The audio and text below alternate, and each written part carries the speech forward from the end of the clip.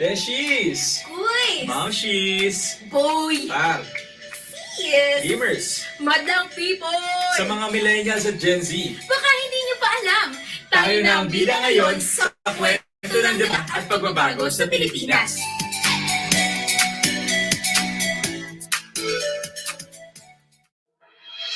Umuusbong ang bagong politika sa Pilipinas dahil sa patuloy na paglaki ng youth sector. Linked to our young population is the increasing power of the youth sector as a voting group and as a political player. Base sa 2019 COMELEC data, mahigit 61 million ang bilang ng mga rehistradong botante sa bansa. Mahigit 20 million o 33% ang kabataan dito. Pero nakapanghinayang na may 11 milyong kabataan pa rin ang hindi rehistrado. Kung ang lahat ng kabataan ay magpaparehistro at boboto, mula 20 million, lolobo ito sa mahigit 31 million o 43% ng kabuuang bilang ng mga botante sa bansa. Kung kaya nga natin magpanalo ng Miss Universe through online voting, paano pa kaya pag nagsama-sama tayo para magluklok ng sarili natin ang Pangulo ng Pilipinas? But, kidding aside, Noong nakaraang taon nga, 853 youth-led organizations ang nagmobilize upang tumulong sa panahon ng pandemya. More than the sheer number of the youth sector, nasa leading roles ng kabataan ngayon pagdating sa civil society movements, lalo na sa human rights, peace, gender equality, good governance, environmental protection, at livelihood. Sa bawat isla o probinsya sa Pilipinas, may makikita tayong young leaders na nagsusulong ng kani-kanilang sariling organisasyon, civic projects at advocacies. And Filipino youth are now connected more than ever due to social media. 9 out of 10 Filipino youth are active in social media. However, we can miss these opportunities if we fail to learn from the past movements and fall in the same trap. The trap of being political and fragmented. Madalas natin naririnig sa mga NGO at civic formations ang salitang non-partisan o apolitical dahil ang tingin agad ng karamihan sa politika ay marumi. pero sino ba ang nagpauso ng katagang marumi ang politika? Ang dumi-dumi ko! Di ba isa ng itong pananaw? Hindi ito siyensya, hindi ito batas. Ika nga ni Nora Honor, tulad ng himala, ang politika ay nasa puso ng tao! Nasa puso nating lahat! Kung tayo magpapaka-purely civic lamang, kung aasa lang tayo sa sarili nating resources at network, kung hindi tayo tataya sa resulta ng eleksyon, hindi rin magiging sustainable o hindi magtatagal ang ating advocacies at civic projects. Sigurado, burnout ang labas natin. Alam niyo ba kung bakit? Kasi hindi tayo ganoon kayaman at ka-powerful. Nakasalalim pa rin sa mga elected leaders natin ang policy decision at public project na kailangan para maisakatuparan ang mga social mission at advocacies natin. On the trap of being fragmented, oo, marami tayong mga kabataan. Pero busy tayo sa paghahati-hati ng ating mga sektor base sa identity, ideology, o interest. Kaysa sa pagkukonect ng ating mga sarili at sa ating mga values. Nakakalimutan natin na lahat tayo ay lumalaban para masugpo ang kahirapan, karahasan, diskriminasyon.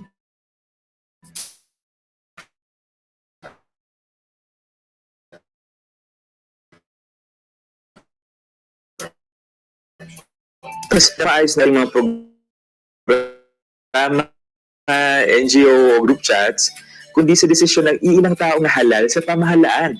Ang pinaka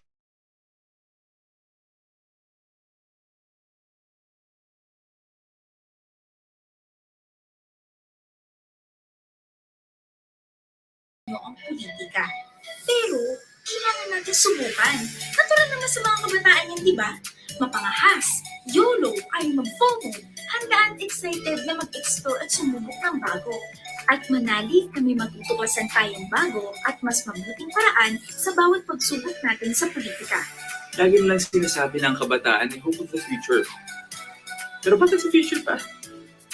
Hanggang future lang ba talaga tayo? Naniniwala kami na ang kabataan ay hindi lang future leaders, kundi leaders ngayon na! Kaya, tayo na! Ang tayo na Collaboratory ang magsisilbing playground ng young leaders at organizations para bumuo ng political coalitions at magluklok ng young leaders sa alinmang sangay o antas ng pamahalaan. Ano nga ba ang collaboratory? Collaboration at laboratory. Collaboration, dahil susi ang pagtutulungan sa pagtuklas ng mga creative na paraan para magpanalo ng young candidates. Laboratory, dahil kailangan natin mag-experiment ng bagong uri ng pakikilahok sa politika. Mula community organizing, election campaigns to governance. Makakasama kayo sa Fellowship Network kung saan makakakuha kayo ng suporta at tips sa mga kapwa nyo young leaders mula sa iba't ibang bahagi ng Pilipinas. Papalakasin natin ang competence at political sense ng ating young leaders through our practical training and mentorship. Tututukan natin ang skills on coalition development, campaign management, and social project implementation.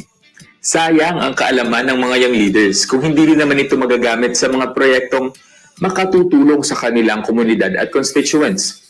Kaya mahalagang bahagi ng programa ang Social Innovation Project, kung saan magkakaroon ng grants ang young leaders na pwede nilang gamitin sa pagdidisenyo ng proyektong makakasagot sa ilang social problems ng kanilang community.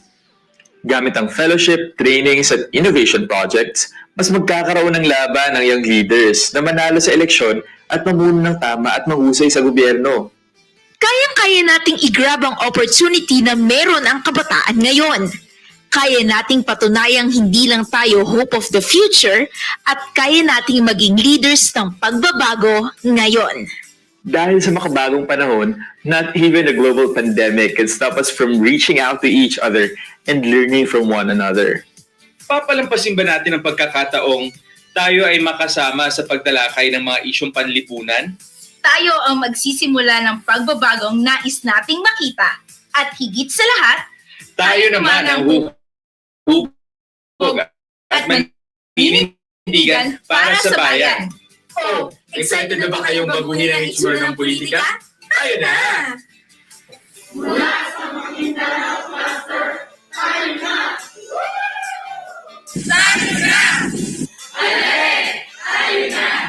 Mula sa LENTE Philippines, tayo na!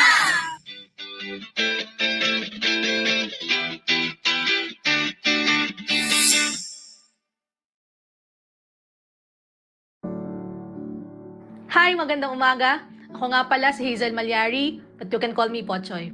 Ako ang kasalukuyang program officer ng Tayo na Collaboratory. Ako ay isang dating SK chairperson at isang youth leader at volunteer sa Pampanga.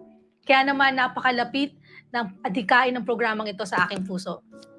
Marami ako natutunan sa aking pamumuno, pakikipagkapwa-tao, at marami din ako nadiskubre patungkol sa aking sarili. Ang aking hindi matutumbasan ang aking karanasan sa bawat tagumpay at hirap na aking naranasan. Gayunpaman, meron kayong pagkakataon ngayon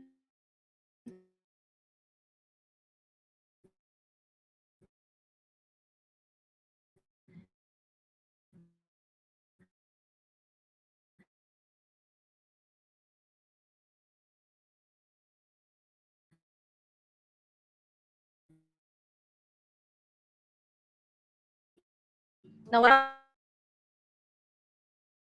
diversity. Yan ang mantra ng isang coalition. Ika nga, Sean,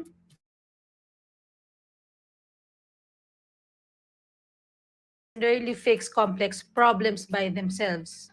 Tunay na mapalad ako na nagkaroon ng pagkakataon na mamuno bilang SK chairperson. Ang kahalagahan ng isang koalisyon. It will serve as a support system, an network, an infinite pool of ideas, and a mechanism for sustaining youth initiatives and succession. Ano nga ba ang ilan sa mga katangian ng isang koalisyon? Unang-una, less is more. Ang kalidad at level ng commitment ng bawat membro ay mas importante kaysa sa bilang o laki ng koalisyon.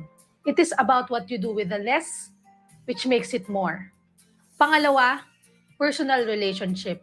A coalition is built on personal relationships anchored on trust and shared values.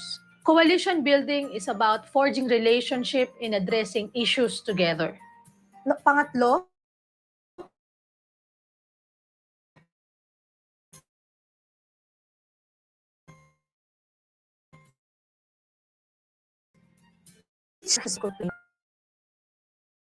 bawat membro ng koalisyon. A coalition must be agenda-driven. A coalition must be able to build a proactive agenda.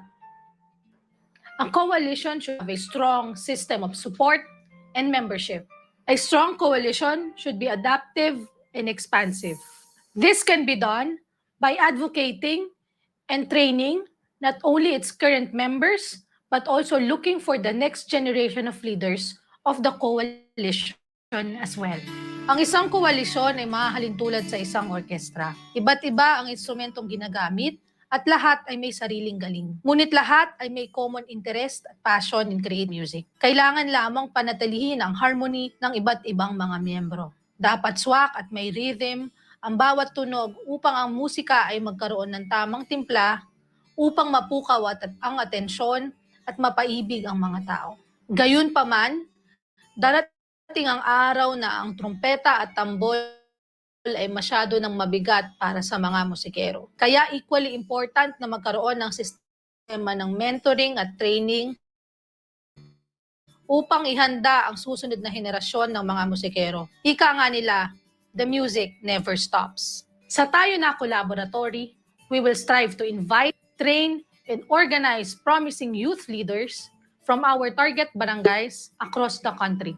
Ang adhikain ng programang ito ay linangin ang leadership skills ng mga youth participants at magsisilbing isang kanlungan ng mga youth leaders na kung saan lahat ay magkakaroon ng pagkakataon na matuto sa bawat isa at mapalalim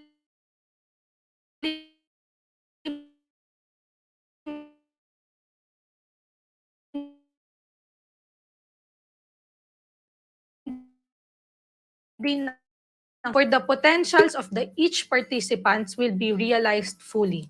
Ito ang nais nating simulan sa workshop series na ito. And ito sa pamamagitan ng mga activities na ating pagsasamahan where we will provide safe spaces for the exchange of diverse ideas and experiences. Ano man ang samahan na mabubuo natin sa koalisyon or sa local core group na kasama natin ngayon, we are still rooting for our soon-to-be coalitions to continuously evolve even after this program.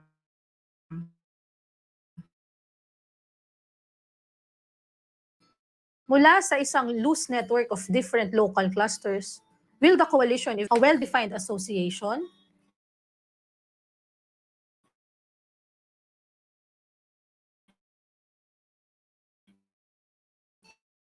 A local non-government organization, a political party, or pwede rin namang into a network of organization or a national coalition that would transcend election and champion the welfare of Filipino youth. Isa din sa ultimate goals ng programang ito ay maipamalas na ang kabataan ay ready and capable of serving this country in all levels of governance, hindi lamang bilang mga SK officials.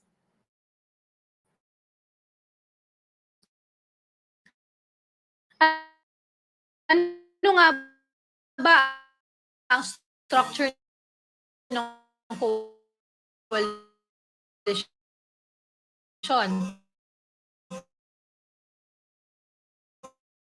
Ito lang sa pagitan ng ating mga orgs. Tayo ang magkakasama sa SW training na ito upang pag-usapan ang locality. Kasama din sa mga tatalakayin ang mga maaaring implement na local projects na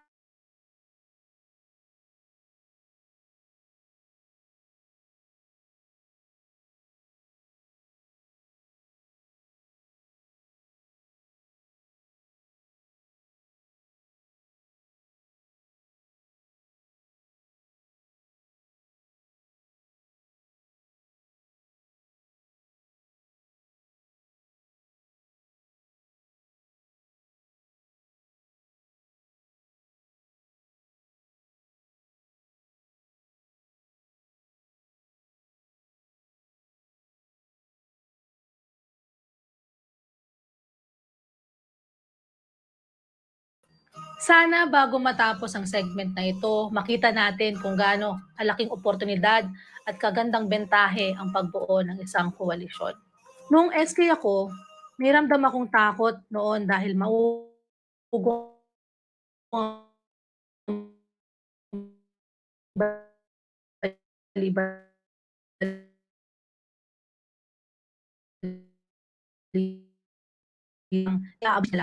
ngunit sa pamamagitan ng walang reform law, ang kauna-unahang batas sa kasaysayan ng Pilipinas na may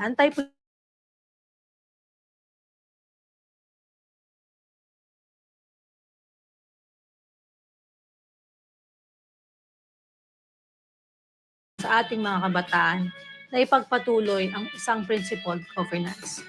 Na ipanalo ng SK Reform Coalition noon ang isang bagay na hindi makakamit ng isang leader lamang.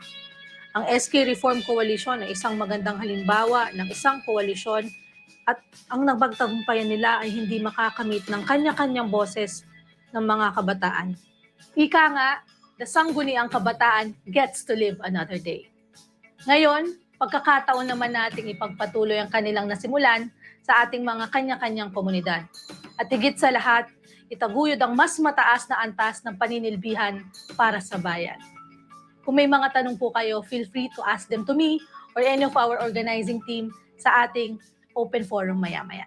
Salamat!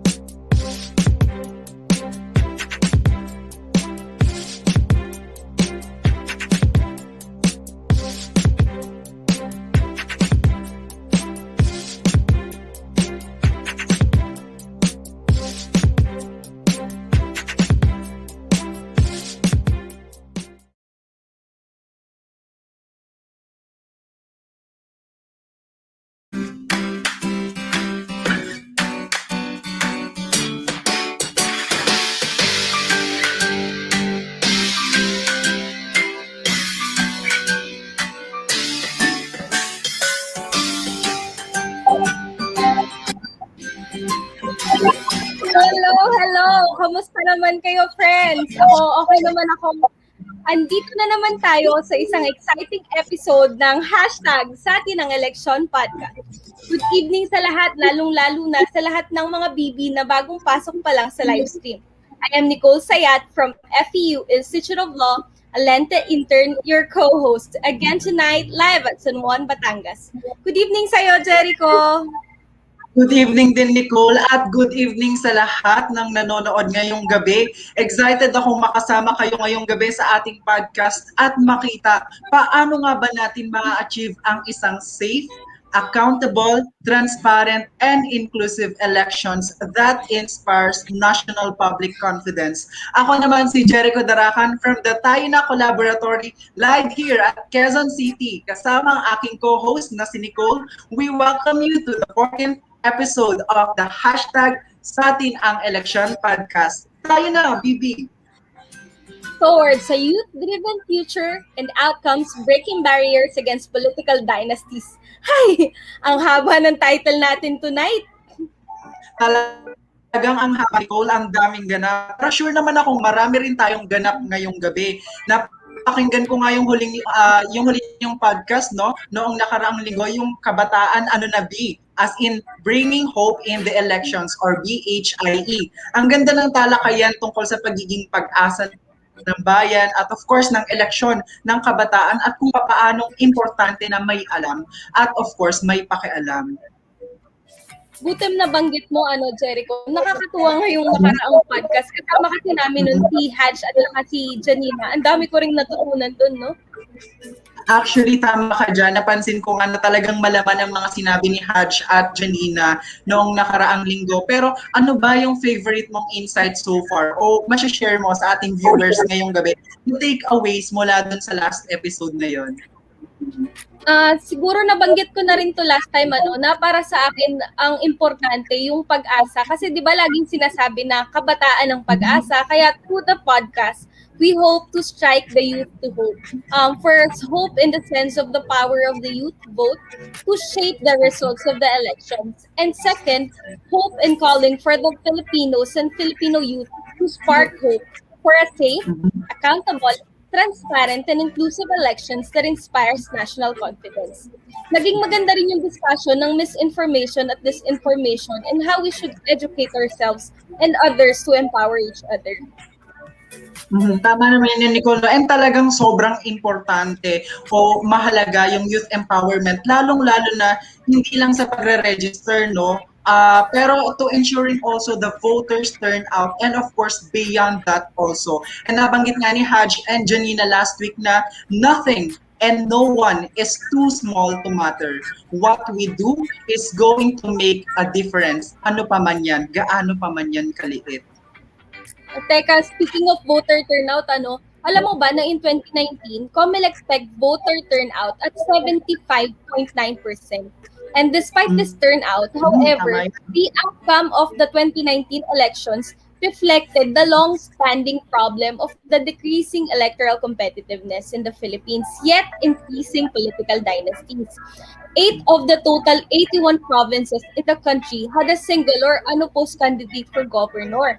217 naman in a total of 1,634 cities and municipalities had a single or unopposed mayoral candidate at 105 barangays ang walang sangguniang kabataang officials.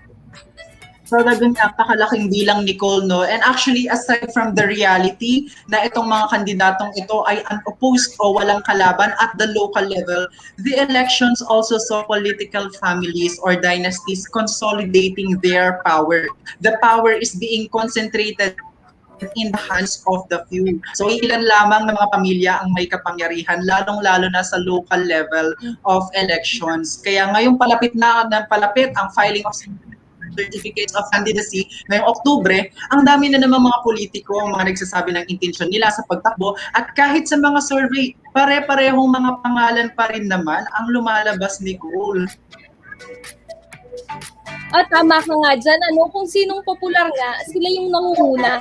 Nakakatayan na pare-pareho lang ang nasa trono. Minsan galing pa sa parehong pamilya ang tumatakbo. Mapapatanong ka na lang, ganito na lang ba tayo palagi? Ano kaya ang magagawa natin para mabago ito? Well, tamang-tamang tanong yan, Nicole, dahil sa tingin ko, yan mismo ang pag-uusapan natin ngayong araw na ito, hindi ba, Nicole? And this is precisely why we have the 14th podcast or 14th episode of the hashtag Sa Atin Ang Election podcast. We hope to create a space to discuss how we can address the decreasing electoral competitiveness and the lack of candidates, especially no sa SK officials in the local government, yet the increasing political dynasties. Mismo, Jericho, the right to suffrage involves not just the right to vote, but also the right to be voted upon. Lagi nating sinasabi na ang pag-asa, pero hindi lang tayo ang pag-asa. In the 2022 elections and beyond, the hope is that we see that the youth are not just seen as the future, but they are now the change makers. So, in our podcast today, we want to first educate and deepen the understanding of the voters regarding electoral competitiveness and political dynasties. Second is to engage the voting population, especially the youth, to discuss the issues of electoral competitiveness and political dynasties as a hindrance towards a safe, accountable, transparent, and inclusive elections that inspires national public confidence. And lastly, to encourage and empower the youth through electoral and civic participation by supporting young leaders in running for public office and exploring alternative avenues for youth participation with the help of tayo na Collaboratory. And of course, Nicole, to help us achieve these objectives that you have just mentioned, no, we have with us our three very special guests who will share their insights and experiences on tonight's topic on electoral competitiveness, political dynasties, and where the youth fits in all of this. Well, first, for our guest, he is an instructor at the Department of Political Science of Ateneo de Manila University, handling courses on history of political theory, contemporary political theories, comparative politics in Asia, social movements and civil society, electoral reforms in the Philippines, and Philippine politics and governments. He specializes in contentious politics, electoral politics, and democratic political theory. He is also working as a consultant at Simbahang Lingkod ng Bayan, legal network of for Truthful Elections or LENTE, and of course, the Senate of the Philippines. He graduated from the University of Santo Tomas with an AB Political Science degree. He received an MA in Political Science, major in Global Politics degree. He received his second master's in Comparative Politics, Democracy and Democratization with merit from the London School of Economics and Political Science as a Chevening Scholar. And of course, for our second guest, she is attorney Irene. She is the founding partner and managing partner of Aguila Rances Law Offices. She is also a lecturer in the Ateneo de Naga University School of Law and the Far Eastern University Institute of Law sa school mo, Nicole. And presently, she is the co-convener of the Right to Know Right Now Coalition, a civil society organization advocating for the passage of Philippine Access to Information Law. She is also the co-convener of Action Kabayanihan para sa Organisadong Pagbabago o ANCOP, which advocates for political and electoral reforms as well as the anti-dynasty movement. She graduated from the Ateneo de Manila University with a BS Management Engineering degree. She also finished her law degree at the Ateneo de Manila Law School and was admitted to the Philippine Bar in 2005. Yan po si Attorney Irene. And of course, for our third guest, he has 8 years of experience in promoting youth leadership and voluntary service in different domains and social issues from climate and energy, digital transformation, rural development, security sector reform, and disaster response. He currently serves as the Education and Training Officer at the Tayo na Collaboratory, a 5-year electoral program led by LENTE. Aside from his work in LENTE, he is also the chairperson of Reboot Philippines, a national movement of young climate and energy leaders. He is a fellow of the World Economic Forum's Global Shapers Community and Friedrich Ebert Stiftung's Academy of Political Management. He graduated BS Mining Engineering from the University of the Philippines and is currently completing his Master in Public Management degree at the Ateneo de Manila University. Ladies and gentlemen, mga bibi, let us welcome our guests for our tonight's podcast, Professor Arjan Aguirre, Attorney Irene Aguila, and Mr. Joshua Lopez. Hello po!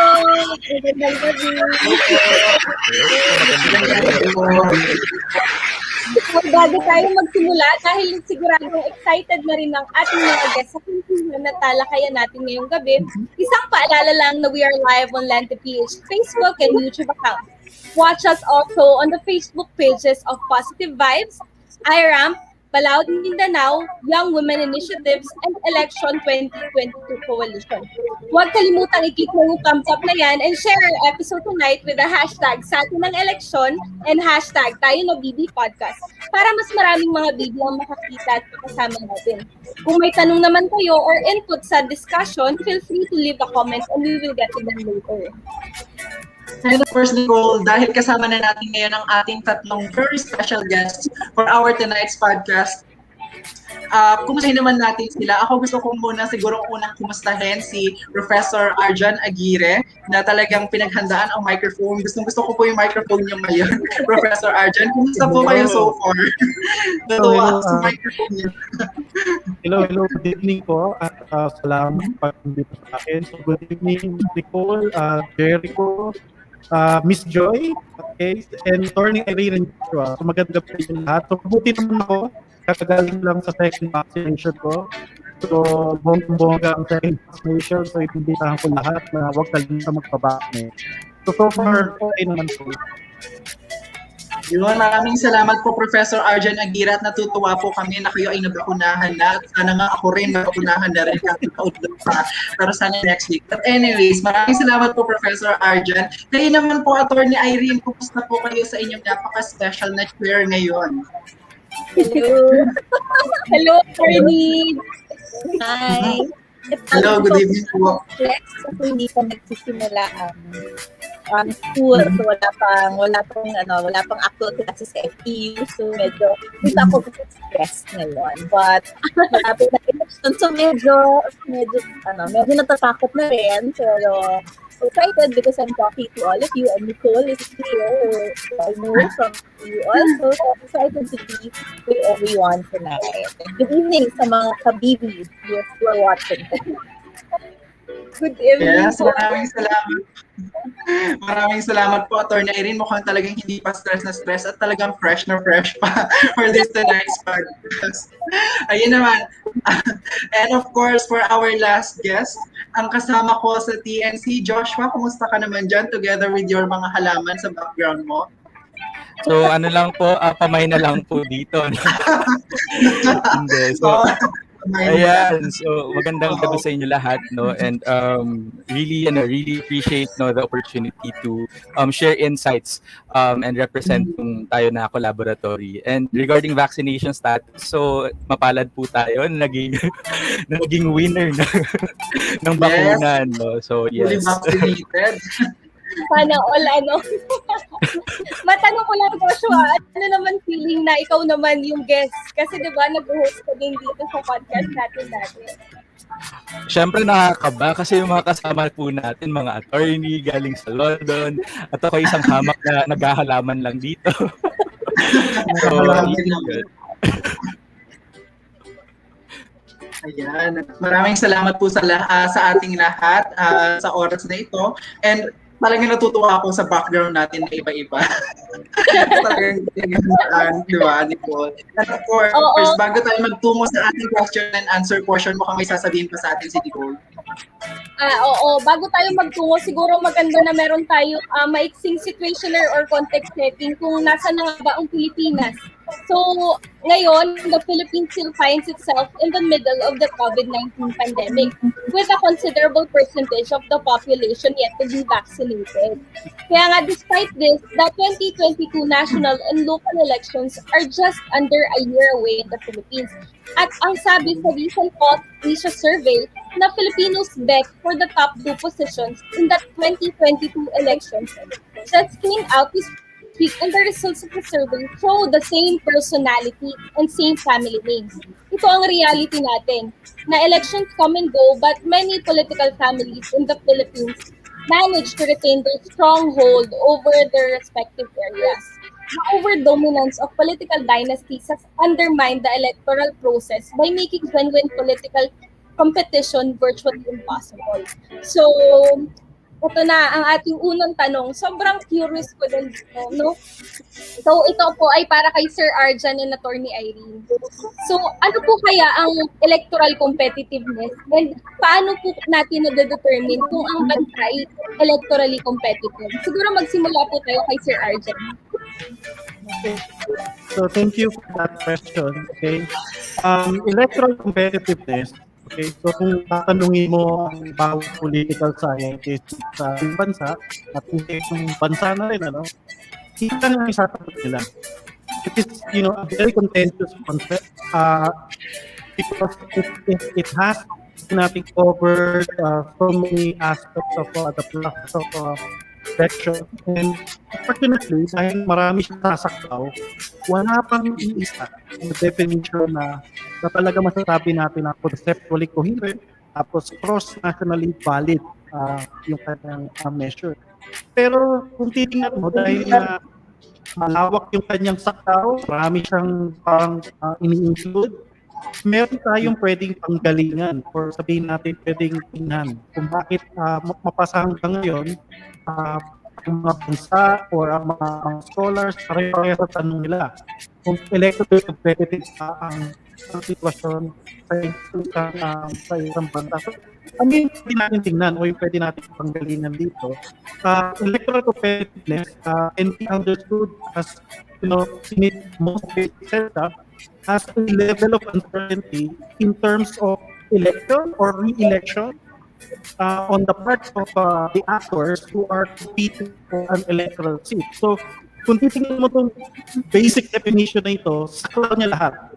Yung mismong mechanism or yung mismong mga process na nangyayari sa electoral system. So, tulad ng calling of election, candidate selection, campaigning itself, counting of votes. So yung usapang dynasty at yung post ng mga pamilya na tumakbo or yung post ng mga candidate sa mga lugar natin dito sa Pilipinas, issue ng candidate selection yun. Pero marami pang issue ng electoral competitiveness na pwede natin pag-usapan. Kasi yun na, sa call of election, nasa batas po yan. Meron tayong election every 3 years. Therefore, yung mga nakaupo, uncertain yung kanilang power. Kasi pwede sila maalis every 3 years yun. Tapos pag naman sa campaigning, issue rin siya ng electoral competitiveness dahil ang pinag-usapan sa campaigning issues. Kung ikaw ay uncertain sa iyong pag-upo, yung issue na ilalabas sa'yo o yung ibabato sa'yo, maaaring makapag-cause ito ng pag-alis mo sa kapangyarihan pag tumating ng election. So, yun yung aking contribution sa usapan natin. Kasi para sa field ng political science, malawak talaga yung usapang electoral competitiveness. Oo nga po, mukhang medyo malawak na po ang political competitiveness. So, Attorney Irene, ano naman po sa palagay nyo ang political competitiveness? Siguro, dagdag ko lang sa mga sinabi ni Prof. Arjan, parang ako, my understanding kasi of political competitiveness, masasagot mo dyan, may choices ka ba? Yung mga choices mo ba, maaari din ba sila talagang manalo? May fighting chance ba sila? Or parang kang pumunta sa isang restaurant, tinignan mo yung menu, baka isa lang kasi yung potahing siniserve. Kung isa lang ang potahing siniserve, hindi yan competitive. Kasi kung isa lang yung tumatakbo, hindi yan competitive. Ngayon, pag tinanong mo yung manager, gusto ko mag-offer ng iba pang ingredients dito. Tapos nasasabihin niya, pwede, pero magbayad mo ng 1 million. So, mahirapan kang mag-offer ng ibang ingredients, mahirapan magawa ng ibang potahe. Ganun din yung sa competitiveness. Kaya mo bang tumakbo? Kaya bang pumasok ng new entrants? O masyado bang mahirap tumakbo? Masyado bang magastos? So, yun yung mga tanong, tapos ang sagot, parang hindi. Sa tingin ko, hindi competitive talaga yung sistema mo. Pangatlo, kung meron man mga tao dyan, magkakapareho ba sila o magkakamukha? Baka naman magkakampi talaga sila, kunyari lang nag-aaway, di ba? Kasi kung hindi rin competition kasi kung talagang magkakampi kayo di ba? So, ang competition, ibig sabihin may alternatibo kang pinapakita sa tao. Di ba? So, may handaan, maraming potahe. Pangalawa, kung gusto mong maghain ng iba, maaari, hindi magastos, hindi mahirap. Pangatlo, magkakaiba, baka naman puro kanin, di ba? Iba lang ang kulay, pero kanin lahat, di ba? So, kailangan may variety. So, sa tingin ko, ganun ang political competitiveness. Do you have choice? Is it easy to enter? Magastos na pumasok? At may pagkakaiba ba talaga yung mga choices natin? Sa layperson, ganun ko tinitignan yung competitiveness. And I think sa atin, parang hindi masyado. Parang puno tayo ng variety sa tingin ko. I mean, I would like to see po ng sinigang at adobo sa restaurant, Okay. Sir Arj, ano naman po sa tingin nyo? Ang Pilipinas po ba ay electorally competitive? Para sa akin, wala pa talagang pag-aaral na talaga sumpukat kung ano talaga ang level ng ating competitiveness. Pero obvious na mababa ang ating competitiveness. Kasi binanggit ko, malawak ang sakop ng konseptong ito. Polling election, candidate selection, campaigning itself, counting votes. Hindi tayo competitive kasi binanggit na rin kanina na Attorney Irene, wala tayong mapagpilian. Tuwing election, every 3 years, dinumudmud sa atin yung mga pangalan ng mga politiko na galing sa isang mga pamilya o pare-parehas na politiko galing sa mga partido na naghahari mo. Pero pagdating sa kampanya rin, meron ding hindi problema ng competitiveness. Kasi yung mga mayayaman, sila lang yung nakakapagkampanya. Yung mga may hirap na kayang tumakbo, hindi sila makapagkampanya, hindi sila manalo. So, yun yung mga issue natin. Mababa ang ating competitiveness. Kasi lagi certain ang kapanalo ng mga mayayamang pamilya, yung mga oligarkiya. Agree po ako dyan. Sa tingin ko rin po mababa ang electoral competitiveness ng Pilipinas.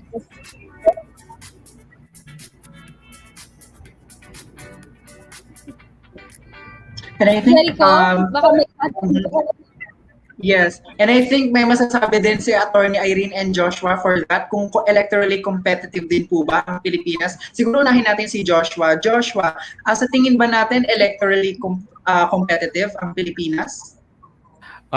Well, tingin ko maganda kasing susugan natin yung analogy na binigay ni Attorney Irene sa mga putahe yung kondisyon ng Pilipinas natin ngayon, yung choices natin hindi siya tipong sinigang versus adobo pero yung choices natin ay afritada, mechado or menudo, parang gano'n. Parang medyo may konting pinagkaiba pero wala ka talagang choice. Magkakakulay lang din naman sila. Magkakamukha lang din naman sila. Nagkaroon lang ng pinya yung isa, ganun. Pero yun, wala tayong masyadong choice, Tama doon si Attorney Irene. And on the flip side, wala ring choice masyado yung mga interesado rin sanang tumakbo na pumasok sa politika kasi ang daming barriers to entry na kailangan syempre parang kapag wala kang wala kang pangalan, wala kang apelyido and aminin na natin kung wala kang pumudmud sa eleksyon, more often than not nahihirapan talaga yung mga equally qualified sana if not more qualified na pumasok sa politika. Ayun, maraming salamat Joshua. So talagang nagko-contribution sa pag-discourage sa iba na talagang tumakbo din sa public office. Pero ito, Attorney Irene, follow-up question ko po ito sa inyo since kayo po kanina ay nagsabi na dapat may choices, may alternative ba?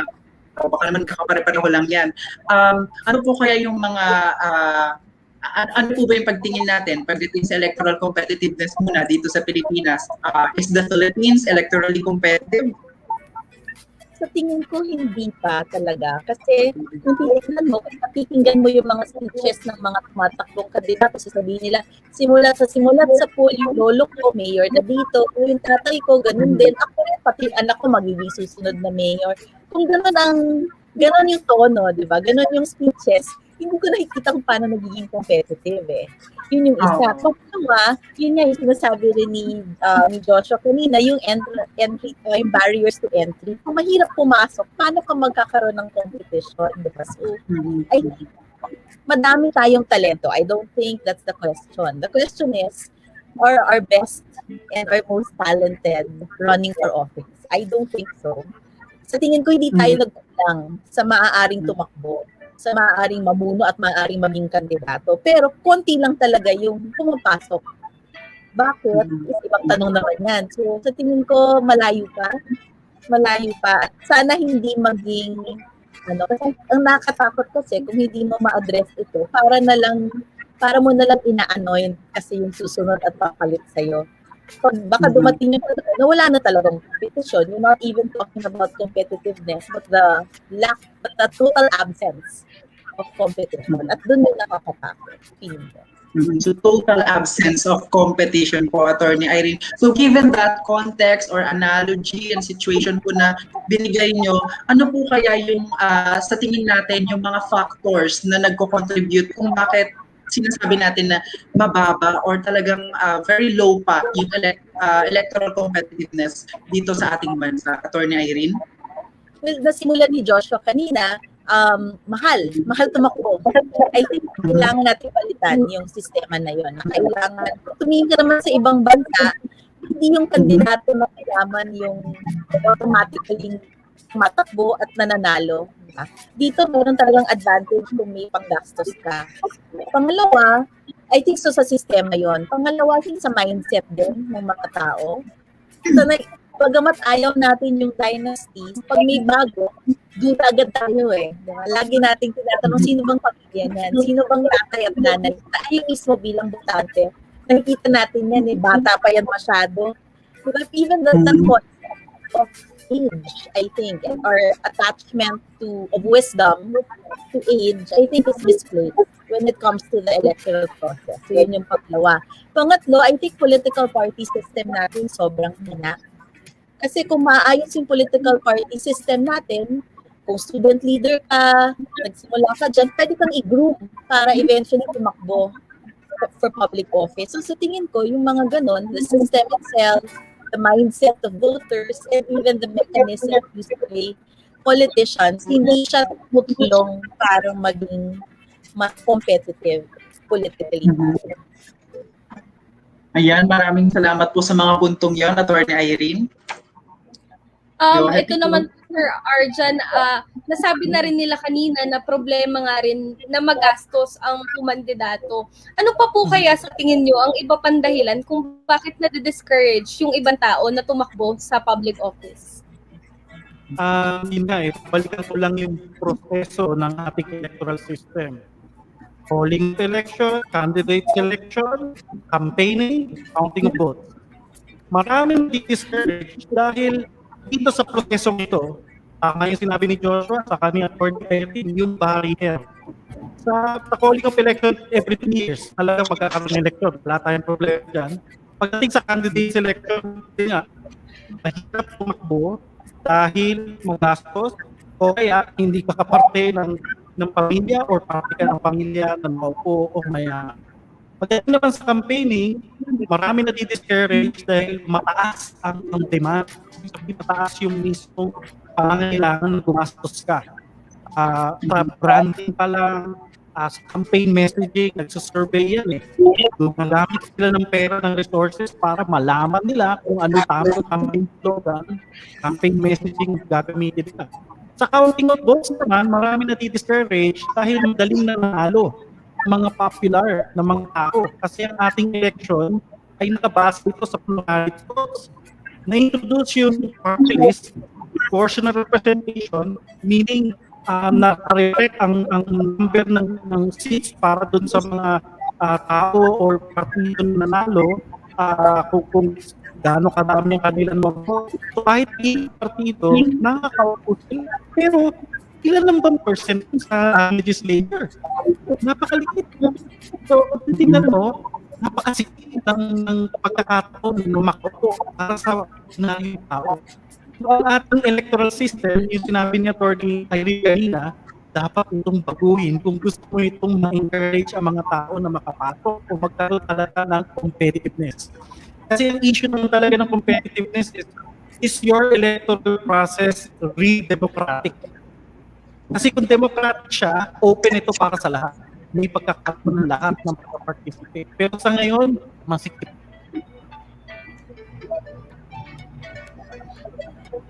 Oo nga. Di po ako sa inyo dyan, Sir Arjan, no? Medyo nakakatakot kang pumasok sa politika kapag hindi ka pa sobrang kilala or kakaunti ang resources mo para tumakbo.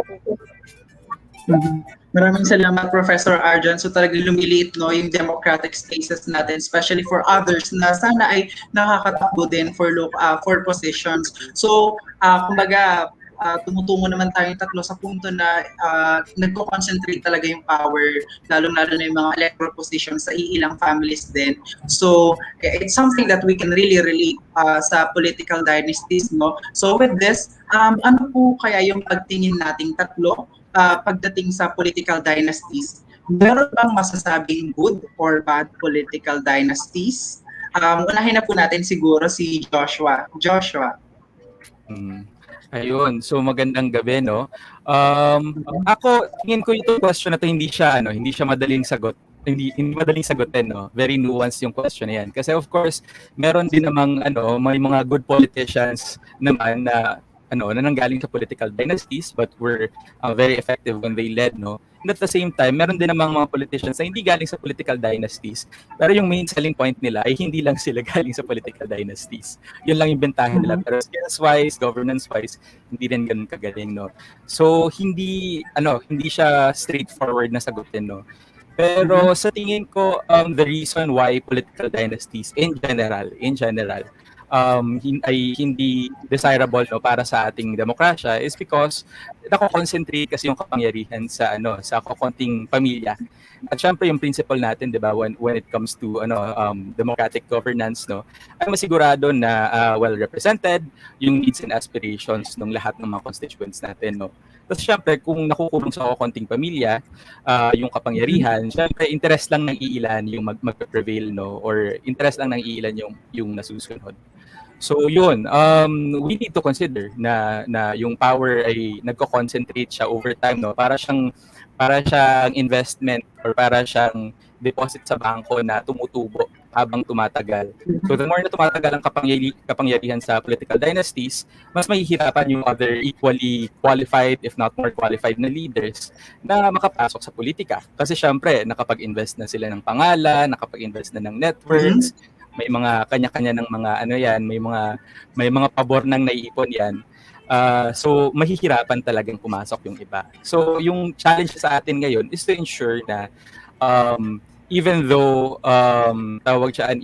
may kakulangan pa tayo ngayon, no, sa clear na pag-define kung ano nga ba yung political dynasties na pinagbabawal ng constitution, ay ma-restrict natin yung pag-ipon ng power sa kakunting pamilya. Alright, maraming salamat, Joshua. Magtungo naman po tayo kay Attorney Irene. Attorney Irene, kung sa konteksto po ito ng Pilipinas o sa ibang lugar din, is there really a good or bad political dynasties? Ako kasi, I've always been consistent, no, na naniniwala akong meron ng dynasty. Maaaring may matitinong tao na miyembro ng dinastiya, pero yung konsepto ng dinastiya hindi siya maayos para sa atin. I don't think there's a dynasty that works in the country. Why? Kasi it will close the doors to other people. It tells people that if you don't belong to this clan or you don't have the DNA, ibig sabihin, hindi ka kamag-anak dito, hindi ka kasing galing nila. Ganun kasi yung mensahe ng political dynasty. Hindi ko sinasabing yung mga taong miyembro ng dynasty lahat masasama, na walang kwenta. Pero yung dinastiya mismo, na sabay-sabay na yung tumatakbo, na hinalili mo yung tatay mo, pinalitan mo yung tatay mo, ikaw nasa legislative branch, asawa mo, executive branch. Sa tingin ko, malaking pagkakakal yun eh. Na there's a big evil that you cannot avoid because of the very nature of the dynasty. And especially because here in the Philippines, the community is very strong. Siguro po sa ibang bansa na dating mo ng 18, bahala na kung anong sinasabi ng magulang mo, hindi ka dapat mag-meddle sa family affairs. Dito, kahit na matanda ka na, pwede ka pa rin pakialaman, di ba? At welcome yun, it's very Filipino, di ba? So I think because it is very Filipino, all the more is the evil of political dynasties present. So, sa tingin ko, maaaring may matitinong tao who belong to dynasties, but political dynasties, sa tingin ko, lahat masama. Walang idinigin sa kabutihan sa bansa. Ayun yung aking categorical statement on that. Alright, maraming salamat po, Attorney Irene. So it's really the concept or the very nature of political dynasties, no? Alright, si Sir Arjan naman po. Sir Arjan, are there really good or bad political dynasties? Magkaibigan talaga kami or ni Irene. So, never talaga siguro posible na magpapunggali kami. Susubukan ko yung sinabi ni Atty. Irene na walang mabuting dynasty. Dadag lang. They are bad because they are undemocratic. Sinabi kanina ni Joshua, concentration of power. That's the problem. If there is concentration of power because of this undue advantage of a family, ano yan, matigas ang monarchy? Yun ang mag-issue ko na dynasty. Yung mismong essential definition niya, may concentration of power dahil may advantage yung family. Meron siyang political, economic, social. Gumagamit din siya ng cultural resources eh. Sasabihin niya, ganito pamilya, okay yan. So mga kagawin niya ng mga susunod na generation. So to me, it is connected to the due advantage of family. And end goal there is to stay in power. Kaya katulad na sinabi ni Atty. Irene, masama sila.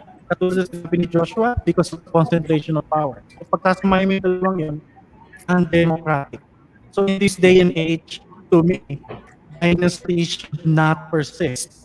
So tama yung ating ginagawa ngayon, nag-uusap-usap tayo, pati yung mga academic na patuloy na pinag-uusapan yung dynasty dahil ito ang struggle ng isang democratic society. How to get rid of dynasties.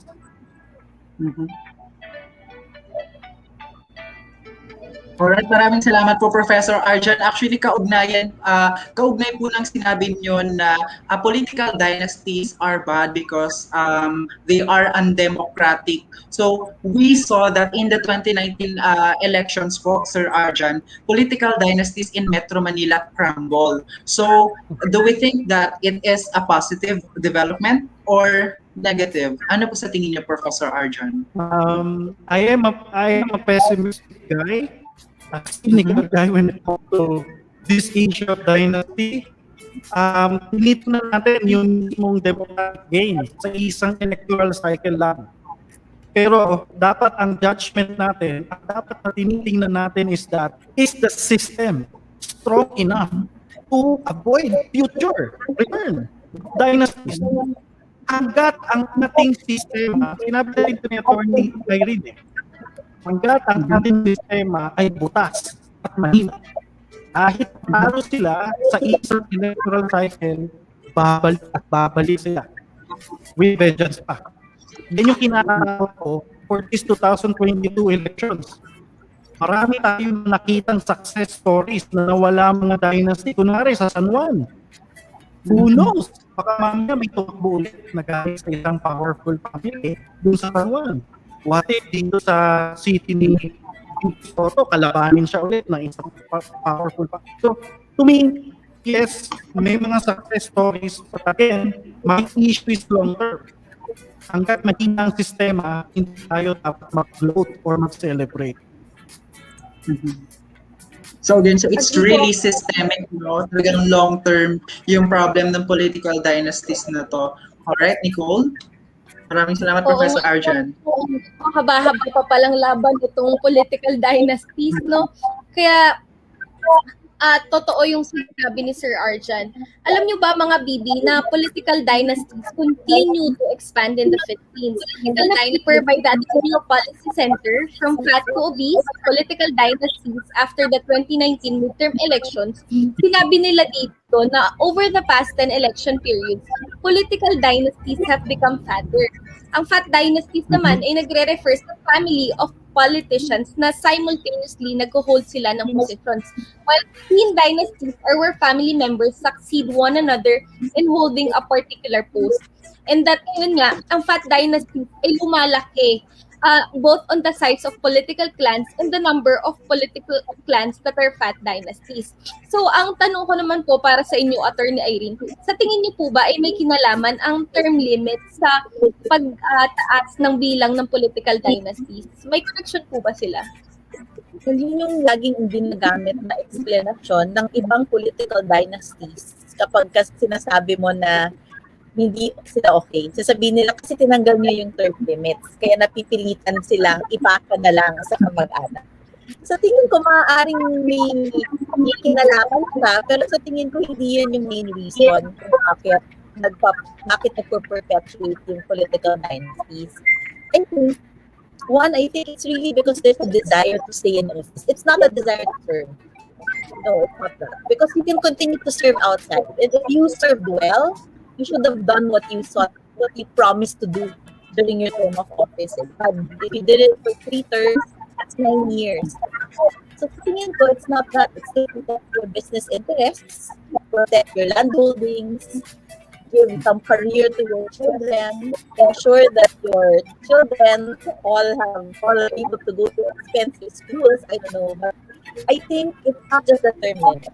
I think, yes, it contributes to that, pero pag pakikinggan mo yung nagsasabi niyan, kadalasan nagsasabi niyan, miyembro rin ng dynasty, sinasabi nila, napilitan sila na ipasa kasi nga, pinagbabawal silang tumakbo ulit. Diba? Kung yun yung reasoning kasi, ibig sabihin hindi pa rin siya talaga, I personally think it's, alam mo yun, pag teacher ka, alam mo naman nabobola na lang sa'yo na okay, sige, pero hindi naman yun talaga yun. It doesn't really get to the heart of it, diba? Parang, sige na nga, fine, may point, pero hindi siya 5 points. Mga 1.2, pero it's not the reason why there's political dynasty, diba? So, yun, sa tingin ko, meron siyang connection, pero hindi siya yung real reason, diba? You wanna stay there.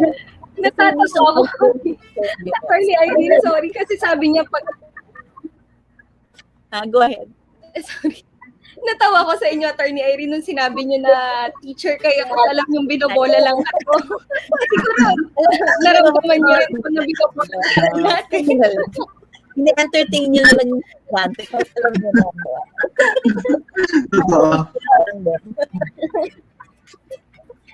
So, moving on. For Sir Arjan naman, should the expansion of fat dynasties be a grave concern for the Filipinos? Bakit po kaya? Ang sa akin, yung mismong pag-spread ng dynasty natin sa ating lipunan, dapat talaga maging concern ka. Kasi, yung mga lugar na kung saan kinakailangan ng government services, yung mga localities na mayroong grave concern regarding their resources, imbes na makapagpupo ka ng mga leaders na talagang nakakaalam ng kanilang mga problema or concern, kapag ang mga dynasty ay biglang nag-appear sa mga lugar na ito at nagkari, tayo magkakaproblema. So, to me, that's the simple answer that we can throw to people who are saying that, wala na masama eh. Alam mo yun, na merong mag-appear dito na isang kapamilya nung nakapupo sa taas. Ang sabihin, studente, or, it's really a problem of access. Kaya I will still echo yung mga nabanggit kanina. It's the access to power, and families or dynasties, they have this monopoly to access. And another serious issue about their problem is that they use the power of the government to stay in power. Okay? So ginagamit din nila yung mga resources. Kaya parang, to me, it should not be allowed. Okay? We should put an end to this.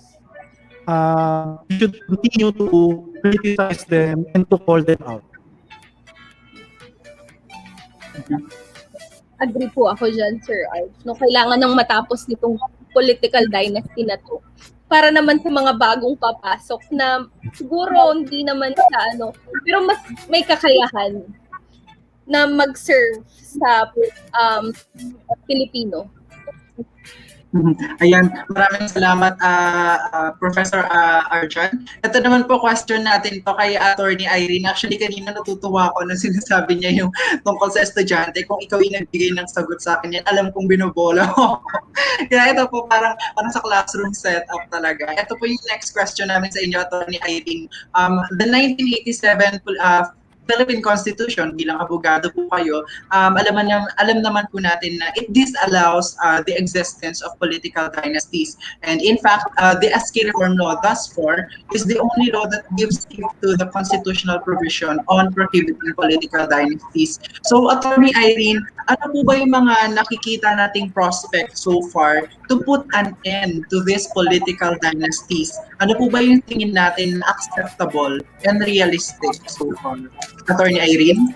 Ilang beses natin po kami, mga grupong po kasanib, no? Ilang beses na kami nagsubok na magsulong ng mga batas, either Congress or to the Senate, pushing for the anti-dynasty law. Kasi nakasulat din sa sarigang batas as may be defined by law. Diba? So, kailangan daw ng definition.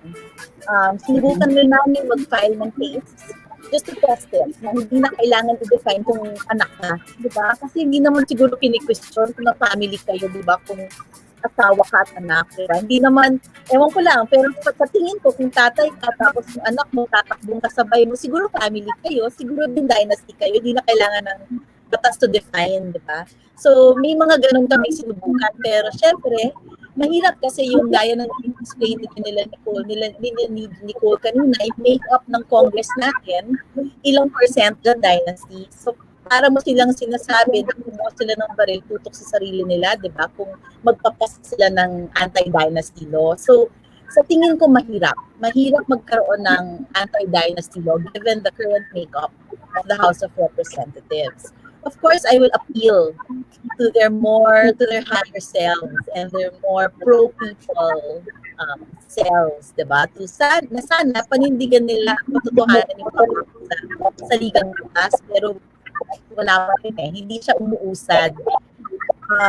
We have several discussions, nagtatalo kasi doon sa definition whether second degree of consanguinity or fourth degree of consanguinity. Alam ni Nicole paano magbilang dyan ng consanguinity na degree. So, either pag ilang yan, balik po tama ba dyan ng pinsan or anak lang? Sa amin, kahit man lang sana yung second degree, pagbawalan, yung mag-asawa at anak, sana man lang yon. Kasi nga, mas nang gahaman pagka ganon, diba? Ideally, gusto talaga namin fourth degree, pero kahit man lang sana second degree. Prospects, as you asked, mahirap. Kasi sila mismo yung magpapasa ng batas, natatanggalan nila ng career yung anak nila o yung asawa nila. Diba? So, baka hindi nila gawin yun. Diba? Pero sana pa rin. Umaasa ako na meron tayong darating na halalan yung mga tatakbo. Inaasahan ko na totohanan nila itong nasa konstitusyon natin na pangako. Maraming salamat, Attorney Irene. We really hope, sana nga maisabatas siya since matagal na rin siyang sinusulong ng iba't ibang grupo din, if I'm not mistaken. And salamat po, Professor Irene, for championing this talaga when it comes to the legislation. Maraming salamat po, Nicole. Ito naman tanong ko para sa lahat, pero magsimula tayo kay Joshua. Ano po kaya sa palagay nyo ang ways, paano kaya natin ma-restore ang political competitiveness ng Pilipinas? Well, marami kasing ways no para ma-restore natin yung political competitiveness. One of which the most important of which, but the most difficult of which is ireporma nga natin yung nasa batas na yung dinidiscuss kanina ni Attorney Irene about bawal ba until 2 degrees of consanguinity or 4 degrees of consanguinity. Kailangan magkaroon na talaga tayo no ng klaro at enforced na policy no kasi ultimately yun talaga yung magpipigil sa political dynasty para mag-proliferate sa Pilipinas no. Pero at the same time, syempre may iba ring factors na we have to consider no. Unang-una sa lahat, kailangan din nating pag-usapan yung paano nga ba natin mapapalakas yung genuine na political parties. Hindi yung political parties na nagpapalit-palit every election ha. Yung mga political parties na talagang ideological, na talagang kumbaga representative of the priorities of that particular party no. Ayun. So isang laking way 'yon kasi one of the reasons why political dynasties proliferate is because they have the network, they have the numbers, they have the power basically no. And how do you balance that out? It's by collectivizing. 'Yun. So importante din na mapalakas natin yung political parties. And pangatlo din pwede nating palakasin din yung youth leadership no. Dahil even though hindi pa tayo klaro sa definition talaga natin on political dynasties, kahit pa paano naipasok na natin sa SK Reform Act no na at least until 2 degrees of consanguinity bawal maging related sa politiko no. So this is actually one safe space para mag-grow tayo ng panibagong leaders. Kasi yung lumabas din to sa mga conversations namin no, as we were working on the collaboratory na project ng LENTE. Yung parati nilang nagiging issue once they enter into office, itong mga bagong leaders na hindi part ng political dynasties, is hindi nila alam kung anong pasikot-sikot pagpasok. Kasi very technical ang pag-gobyerno, hindi lang siya puro salita lang eh. And pag pumasok ka, wala kang kakilala, tapos kalaban mo pa yung iba, na-threaten sila sa'yo, haharangin ka. Point na hindi ka magiging effective at parang magiging masama yung tingin sa'yo ng mga botante at hindi ka mananalo sa next elections. So by protecting the safe space and empowering young leaders na i-maximize yung opportunity na binigay sa SK Reform Act, that's also one of the ways for us to restore political competitiveness. Kumbaga yun yung lowest hanging fruit natin sa ngayon. Kayo po, Attorney Irene, ano po ang inyong insight? Well, maliban dun sa pagkakaroon ng batas, sa tingin ko, while we encourage people to register and vote, sa tingin ko dapat may panawagan na rin kayo sa mga taong tumakbo. Diba? I think we should encourage people to run for office. Kasi kahit na mahirap, nakakatakot, maliit ang espasyo, kailangan natin mag-engganyo ng mga taong options. Kasi kung wala ka na namang options, babagsak ka pa rin dun sa status quo. So, I think we need to encourage that. Na wag din tayo huwag tayong kabahan, siguro. Dun sa mga those who feel inclined to run for office, sa tingin ko, encourage natin sila kung anong mga posisyon yan, whether it's for barangay, mayor, councilor, senator, president. I think we should encourage. I think that's one. While we're waiting for the law. Third, of course, actively please help us campaign against the things that destroy our democracy. Because we cannot be passive spectators. Di tayo pwedeng nanonood habang sinisira yung democratic space natin and our exercise of how we do elections. Diba? We need to actively participate. And by that, it means not just voting, we register, we vote, we watch vigilantly during the term, we call them out. Pero sa tingin ko, we need to be more active throughout the electoral process, not just elections. And of course, finally also, is dapat hindi natin etong darating na halalan, kumikilala kayong mga tumatakbo for Congress, Senate, sabihin niyo magtala sila. Are they for or against the people? Are they for or against political dynasties? Hindi yung magsusulong ka ba ng batas para sa anti-dynasty? Magiging lang magsulong pero hindi mo naman susuportahan, di ba? So tanungin mo, titindig ka ba para sa taong bayan pagdating sa nakasaad sa saligang batas na magsusulong ka, magiging champion ka against political dynasties? I think we should know where our candidates will stand. Should we stand? Kayo naman po, Sir Arj, ano po kaya ang tingin niyo? Okay, so actually, marami na nabanggit si Joshua sa si Attorney Irene, pero let me just highlight that there are so many ways to make our elections in the Philippines more competitive. So yung number one, i-highlight ko lang yung direct action. Nabanggit ni Attorney Irene kanina, direksyahan ng ating pag-complete sa mga dynasties. So yung pwede pa natin banggitin dito is, huwag niyo nang iboto yung dynasties. Yung mga tao talagang umiwas na silang bumoto. So mga kandidato na tumatakbo or tatakbo sa 2022, baka naman po pwede tingnan nila yung background ng mga ito. So ito yung panawagan ko sa mga tao na maging mapanuri. So gawin nila isang criterion yung background ng tao. Galing ito sa isang dynasty, regardless kung matino siyang tao or galing sa isang magandang eskwelahan. Basta pag galing sa dynasty, sana po mag-vote. Action po yun.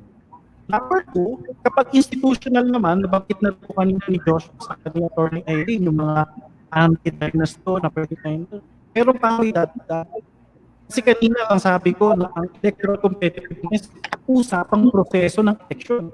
So sana po magkaroon tayo ng mga bills na sasaklaw dun sa mismong electoral process. So for example, yung anti-dynasty po kasi nasa candidate selection, qualification ng mga tatakbo. So kung ikaw, huwag ka na tumakbo. Ibig sabihin kung galing ka sa dynasty, pero maliban sa candidate selection, for example, sa counting of votes, if you want to make this election in the Philippines more competitive, strengthen party list law. Ibig sabihin, palakasin mo ang party system para ma-encourage or magkaroon ng pangyarihan pa yung mga maliliit na partido na makapasok.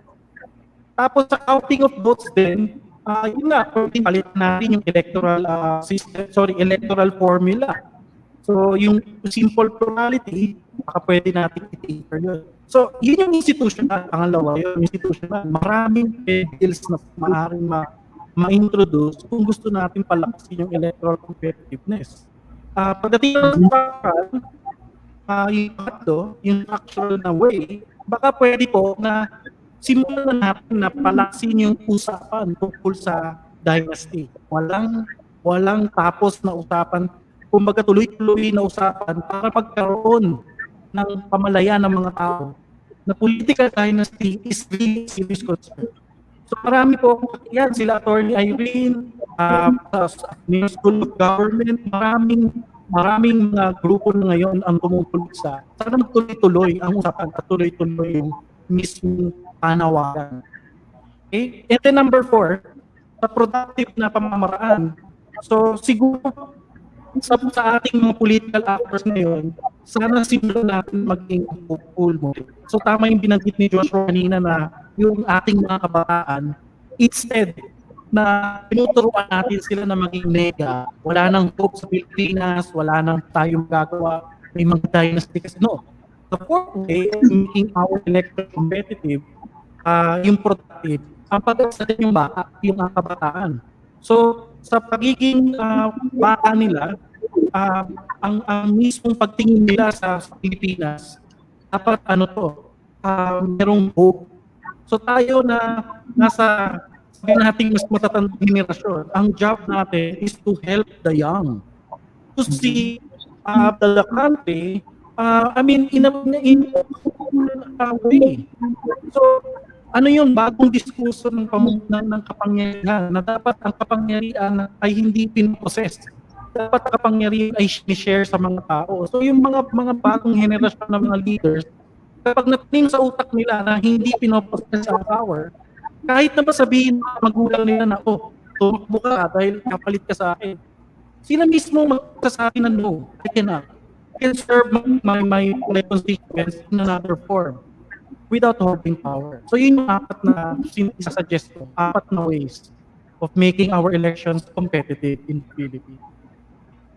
Ayan, napakaraming punto Maraming no para napakaraming punto no, Nicole, para sa pagpapalakas o pagpapataas ng antas ng electoral competitiveness dito sa ating bansa. At kanina nga siguro reiterate ko lang yung ilan sa mga punto din na ni-raise ng ating tatlong special guests, especially when it comes to youth leadership, yung pagsistrengthen ng ating democratic spaces through strengthened and genuine political parties or party list system, and of course for the youth na talagang i-encourage sila to run for public office, no. And actually itong mga bagay po na ito, Professor Arjan, Attorney Irene, and of course alam naman na po ito ni Joshua, ay ito po yung mga related din po or may kaugnayan talaga sa ginagawa po ng tayo na collaboratory team o program ng LENTE. So, papakilala ko lang po sa inyo ang TNC team or tayo na collaboratory team. So, ano nga po ba itong program na to?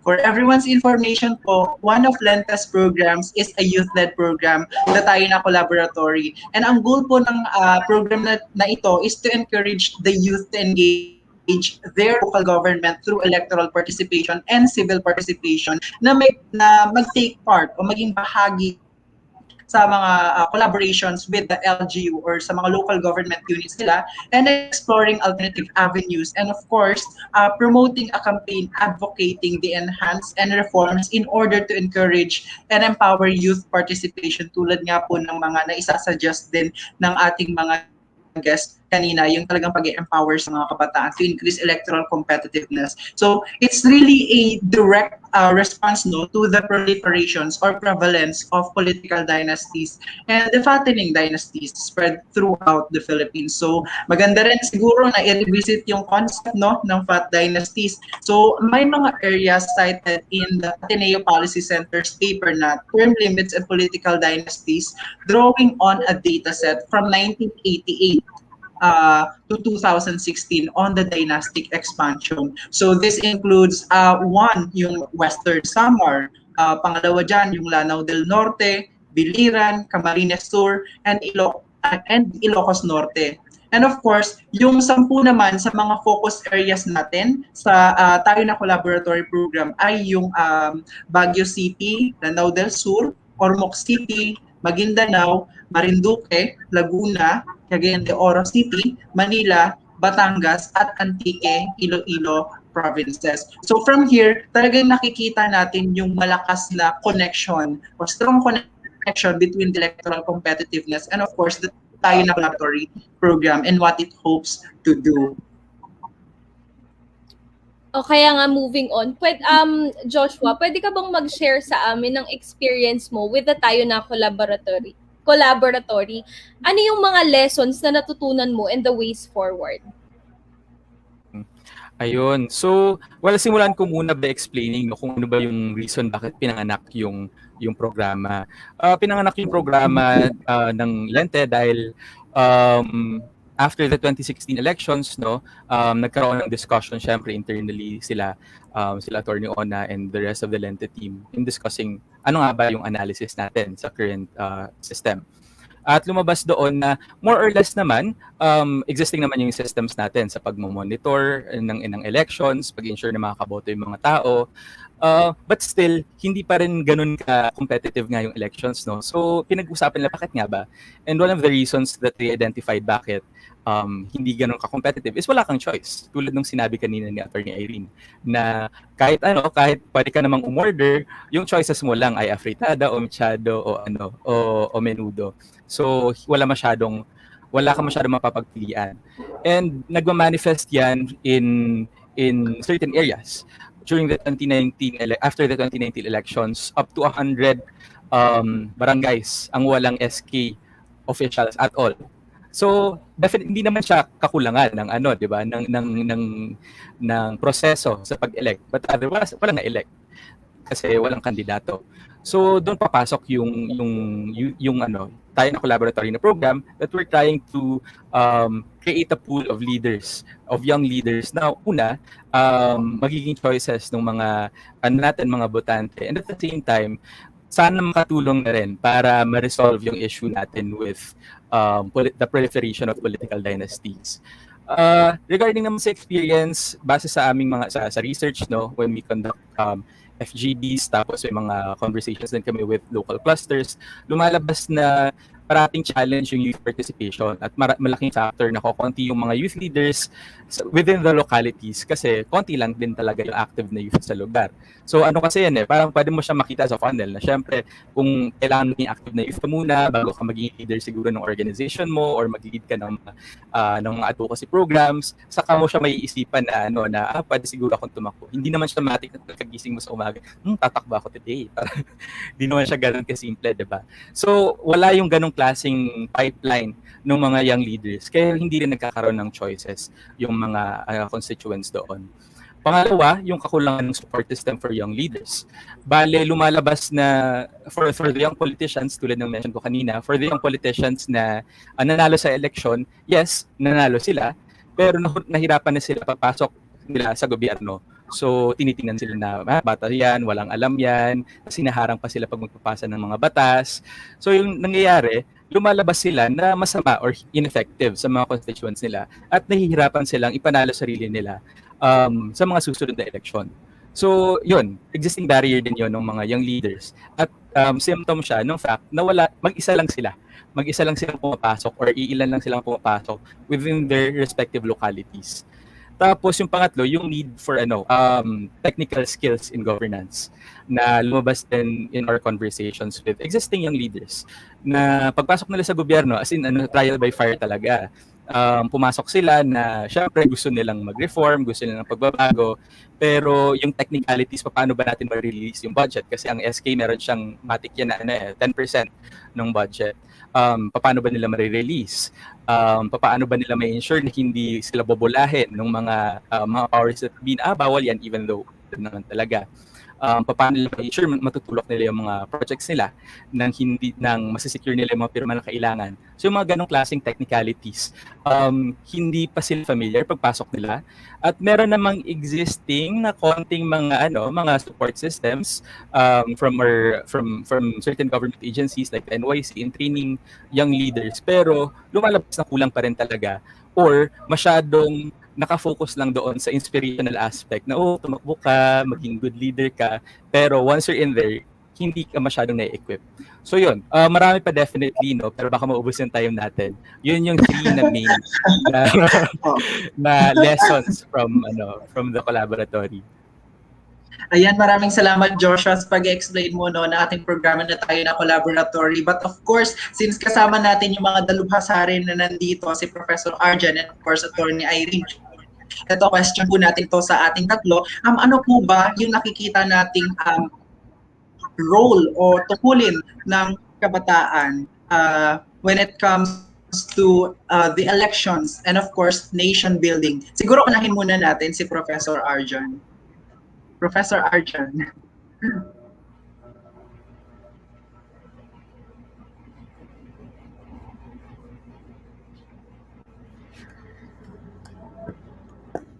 Hello, Professor Arjan. Sorry, pero mukhang nakamute po kayo.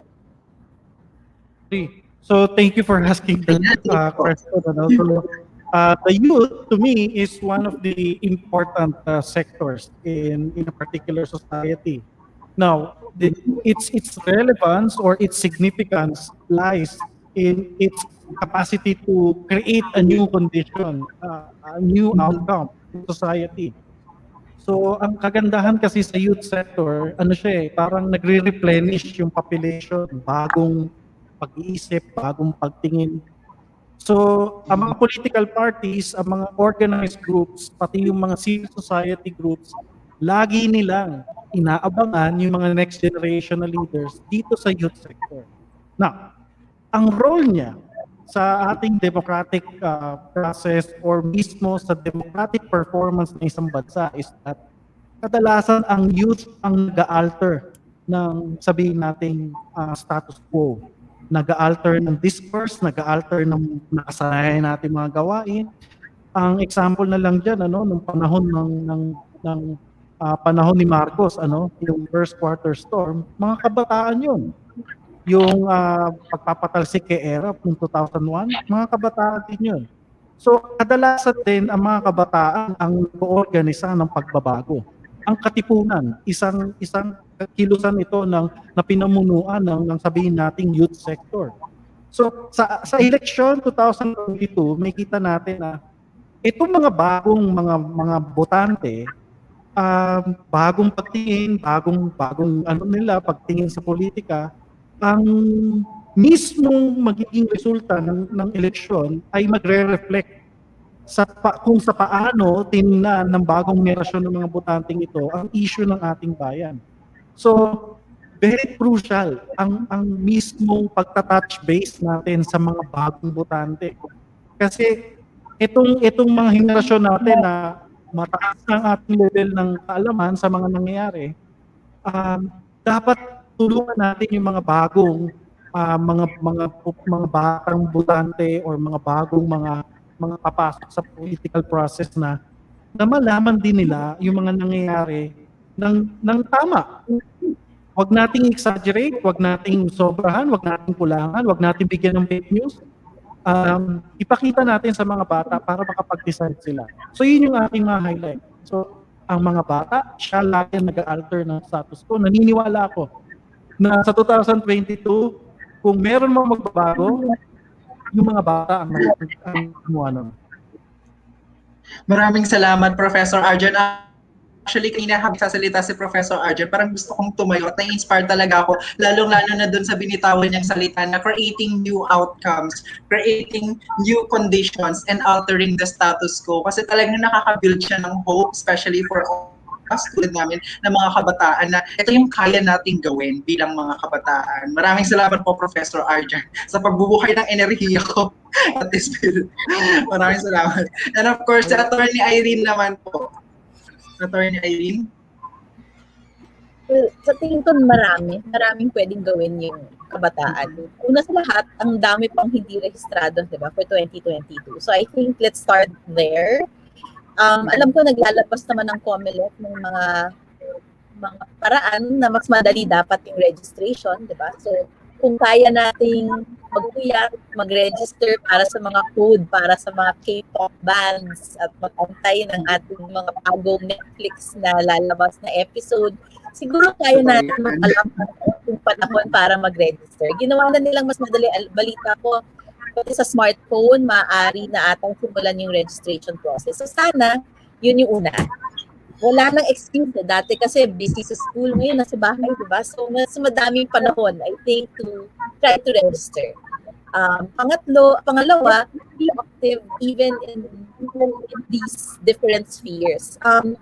Frustration ko kasi is pag ini-engage natin yung youth, kadalasan tawag natin sa kanila tagahang ng poster, tagabigay ng flyer, hindi meaningful yung participation. And I think dapat yung youth nagde-demand ng space, actual space, kung saan pwede silang ma-engage. Hindi silang warm bodies to fill a symposium or to fill a sortie para marami yung attendees or madami ang nag-attend to Zoom caucus. Pero sa tingin ko, talaga meron bang maayos na agenda para sa kabataan? Tanungin nyo yung mga tumatakbo.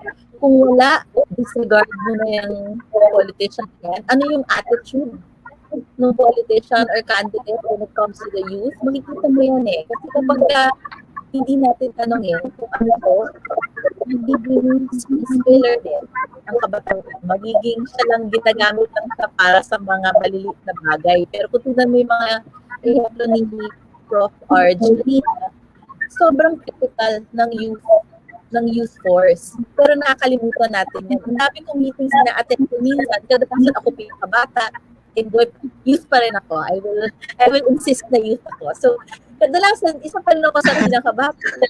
Or, sa tingin ko, dapat mas ini-encourage natin sila to meaningfully engage with the youth. Hindi lang maging warm bodies, hindi lang maging space filler or pangdami ng attendance sheet. Pero ano ba talaga yung pwede nilang gawin? Marami. Kung sabihin kayo, balikan mo lang sila si Aguinaldo, nung sinimulan nila lahat yan, di ba? Overage na po kayo, kung ganun lang yung qualification, di ba? Pero marami din namang iba, maaaring hindi na youth, pero mga baguhan rin. So I think, encourage natin talaga. Huwag nating, let's not kill the flame too early. Diba lagi nating sinasabi kasi the youth is the hope of tomorrow. Pero ang lagi ko kasing sinasabi dyan, what if tomorrow never comes? So dapat today pa lang, kumikilos. Kasi kadalasan, nag-aantay ka ng tomorrow na ikaw na yung magiging leader. Eh, what if hindi na dumating yun? Diba? So kailangan ngayon pa lang, nag-step up ka to the plate. Or kung hindi ka nag-step up, maghanap ka ng tao na magbibigay sa'yo ng espasyo. Kung hindi ka bigyan, disregard mo na yan, discard mo na sila. So sa tingin ko maraming pwedeng gawin. But you need to actively do it. Hindi siya, it will not fall on your lap easily. Also. Ayan, mag-register at mag-demand ng active engagement, lalong-lalo na sa 40 million plus strong population ng ating mga kabataan, lalong-lalo na sa paparating na election. Maraming salamat po, Attorney Irene. And of course, sa tingin ko marami ring masasabi si Joshua pagdating sa usaping ito. Joshua, ano nga ba yung tingin natin na gampanin o role ng kabataan pagdating sa elections at sa pag-unlad ng ating bansa or nation building? Joshua? Ayun. Well, sisegundahan ko na lang yung mga sinabi nila Prof. RJ at si Attorney Irene kasi same din naman yung views ko. Bilang kabataan, as a young leader din, talagang ramdam ko sinasabi ni Attorney Irene kanina na parang hindi masyadong meaningful yung participation ng youth, tapos parating masa-sideline ka, kunyari may mga meetings, di ba, na una, pahirapan makapasok sa meeting, tapos pangalawa, pahirapan na mapasok yung agenda mo during the meetings, di ba? So, ang hirap talaga, ang hirap for young people. Ayun. So, very important for us to make participation of the youth more meaningful dahil syempre unang-una 40 million na yung kabataan sa Pilipinas, malaking demographic siya at hindi pwedeng ibang henerasyon lang ang magdidikta kung ano yung magiging future ng mga kabataan kasi marami na tayong issues. Mapapahaba yung usapan natin kung mag-discuss talk about climate change, about mental health, but all the other issues that the youth are facing. And these issues happen not during our generation, 'di ba? And parang hindi rin yung principle ko kasi diyan is tawag diyan nothing about us without us. So kung hindi naman pwede na parang tungkol yon sa future natin, pag tayo na tumanda, pero wala man lang tayo kahit isang seat man lang sa mga meetings na yon. And pangalawa, yung isang role ng youth for this particular elections ay bumoto dahil mas marami tayo ngayon, almost 40 million nga tayo ngayon, and if we kung gugustuhin natin kung magkakaisa tayo ng boto, kaya actually talaga nating i-shift ng mabilisan yung sistema kasi we have the votes. And then lastly siguro, yung role ng youth is to actually become leaders. Na i-challenge natin yung popular perception about the millennials, about the Gen Z na parang ano lang yan, mga Facebook warriors lang yan, mga keyboard warriors lang yan. Challenge natin yun. And maging leaders tayo ng mga advocacies natin, maging leaders tayo ng mga issues na kinakaharap ng henerasyon natin.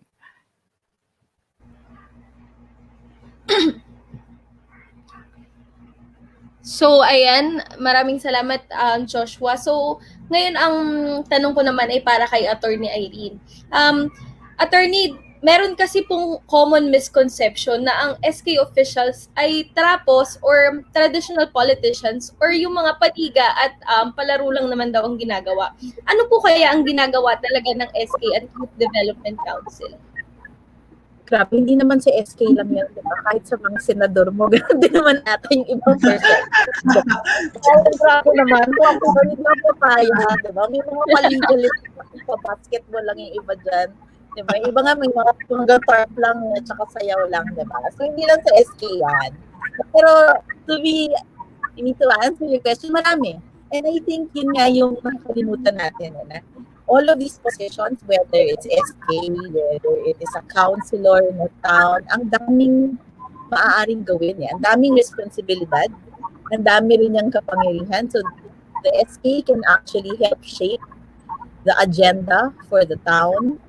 They can spearhead the passage of ordinances. Sila mismo yung magsasabing, ito yung mga kailangan, hindi lang para sa kabataan, pag SK ka naman, hindi lang naman agenda ng youth ang pwede mong dalhin. You also have a vote for all other equally important issues. Meron kang boses sa paggawa ng budget. Pwede mo ring silipin paano ginagamit yung budget na in-approve. Pwede mo ring buksan yung mga records at silipin kung ano ba yung mga ginagawa sa buksan yung mga records. So maraming pwedeng gawin yung youth just like just like all other positions. Kung hanggang pagliliga lang ang alam mong ginagawa nila, may problema yung SK mo. Kung hanggang pagsasayaw lang din yung alam na ginagawa natin ng senador natin, alam mo may problema rin yung senador natin, di ba? So marami silang pwedeng gawin. Isa pa, marami din silang pwedeng ilagay sa pwesto. Kung nasunod sila, maaari silang maglagay ng mga ibang tao. We forget kasi that when we elect, we actually elect people who will appoint people in government and fill up the thousands and thousands of positions. So sa tingin ko, isipin natin, elect tayo, hindi lang sila, pati kung paano sila pumili, paano sila magdesisyon. Bantayan natin yun. Yung SK namin na pwedeng gawin. Aside from being your voice, they can author the bills, they can help make the budget, they can check how the budget is used, they can police how the local government is run, aside, not just the local issues, not just the youth issues. Maraming salamat, Attorney Irene. So talaga siyang isa talaga misconception, no? At talagang alam natin na maraming pwedeng gawin ng SK councils at of course iba pang mga kabataan, lalong-lalo na sa mga nasa position, hindi lamang mga paligat, of course, sa Senado natin. Pero ito, last na question natin so far for now, for Joshua, para sa ating second segment.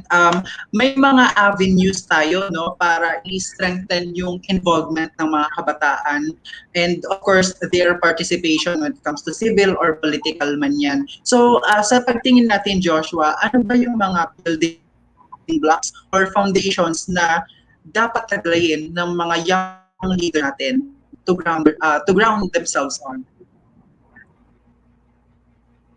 Well, ako yung view ko kasi diyan parang yung lack of youth participation no in political spaces, it's a systemic issue, and to solve a systemic issue kailangan mo rin siyang approach in a systemic manner. Hindi pwedeng isang solution lang tapos nasa-solve ng lahat ng problema no. So marami talagang components in trying to solve or yung building blocks no in solving this issue. Unang-una sa lahat, very important yung youth organizing. And ito medyo tataliwas ako sa usual na perception on paligan no sa SK. Dahil even though yun yung popular perception sa SK at usually yun yung parating binebengga no. The reality is doon nag-iipon yung mga kabataan. You have to start where the people are eh. So kung ang mga kabataan ay andun andun sa teatro, andun sa sports, kailangan doon ka talagang magsimula. At hindi mo pwedeng sabihin na parang hindi yan yung role ng SK. Kasi andun yung mga kabataan, andun yung constituents. So you have to start organizing where they are. But you should not end there no. After mo sila ma-organize, doon mo na ipapasok yung mga discussions. So, paano ba maging leader? Ano ba yung pwede nating magawa in, say, ensuring the health of the community? Kung kunyari, paligaman yan, no? Pwede mo siyang iliko sa health. Pwede mo siyang iliko sa pang-iwas sa drug addiction. Pwede mo siyang iliko sa peace and security. Maraming mga ways para para from starting kung nasaan man sila ay ma-build mo towards political consciousness, towards social consciousness. And then, from there, pwede kang mag-build towards solidarity across sectors, across generations, across regions, no? Dahil kahit yung focus natin is building the capacity of the youth, of course, hindi naman natin discount yung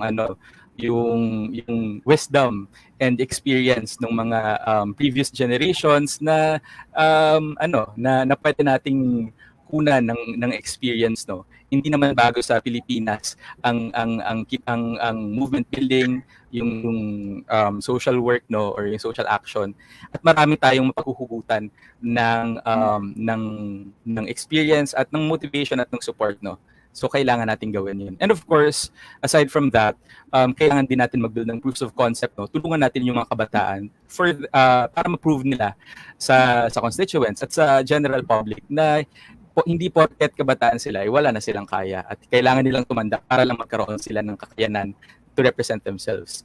And we will only be able to do that if we give them the chance to be in equal footing with other generations or with other sectors by implementing projects, by pushing for policies, by actually representing themselves and having seats on the table. Paunti-unti natin kailangang i-build yun.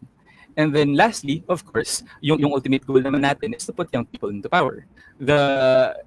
Kumbaga the recurring theme na sinasabi nga nung mga existing young leaders in government, no, na feeling nila mag-isa lang sila at kung meron lang sana silang naging example, meron lang silang mga isa, dalawa, tatlong young leaders din ang kasama sa mga barangay nila or sa mga munisipyo nila, mas nadalaan sana silang pumasok kasi meron na silang mapagtanungan nang hindi sila haharangin.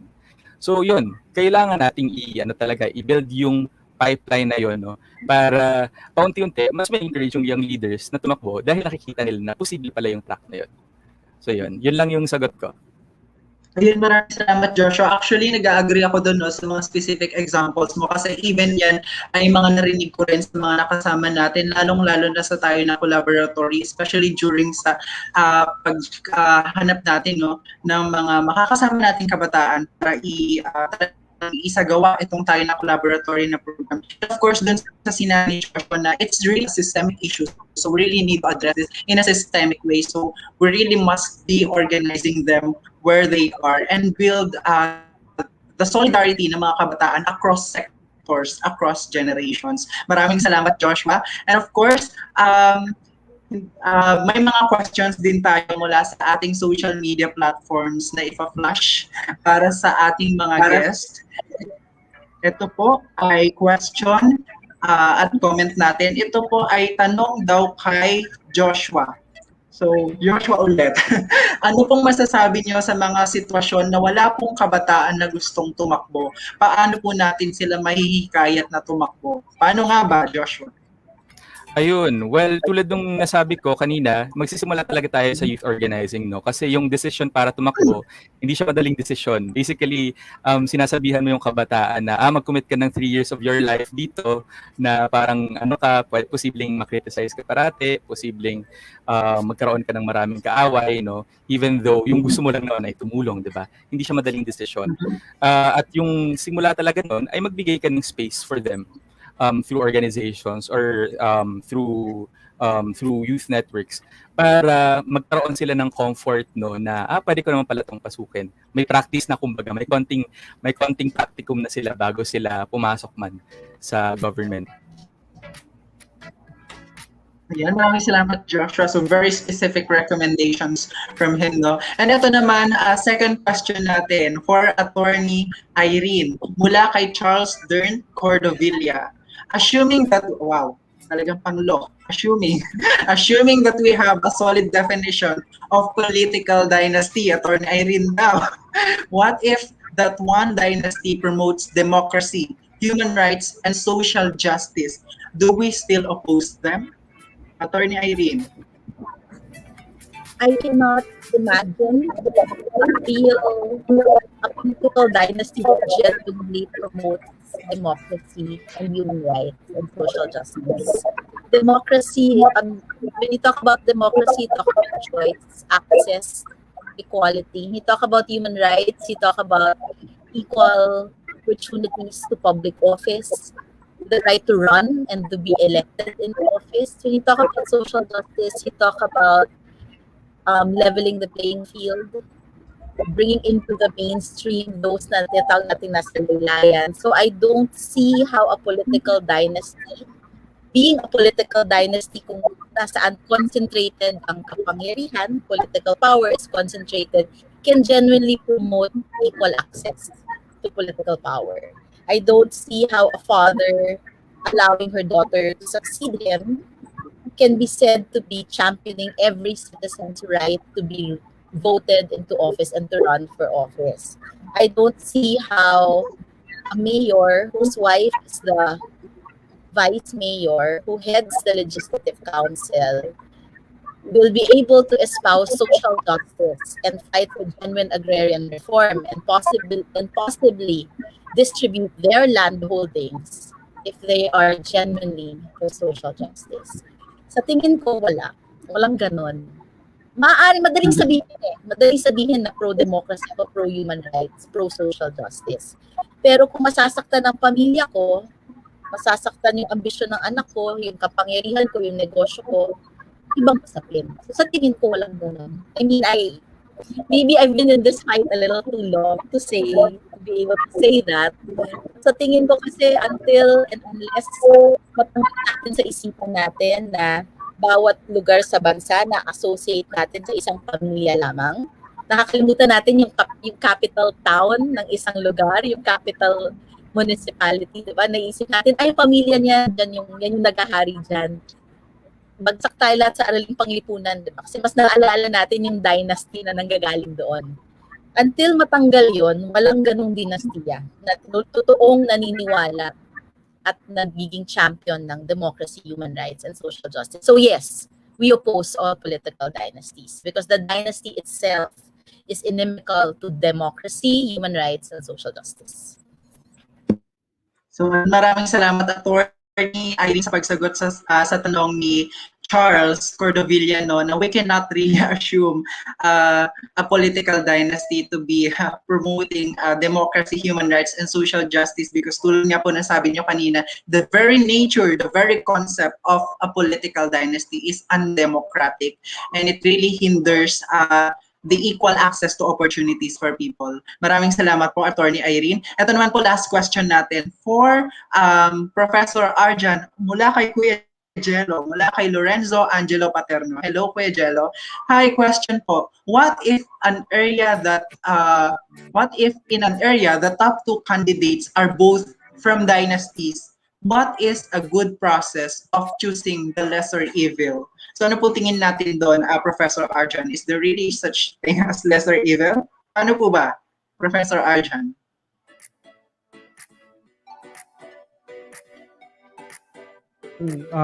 Lesser evil or evil thing or yung better choice or just an ordinary choice.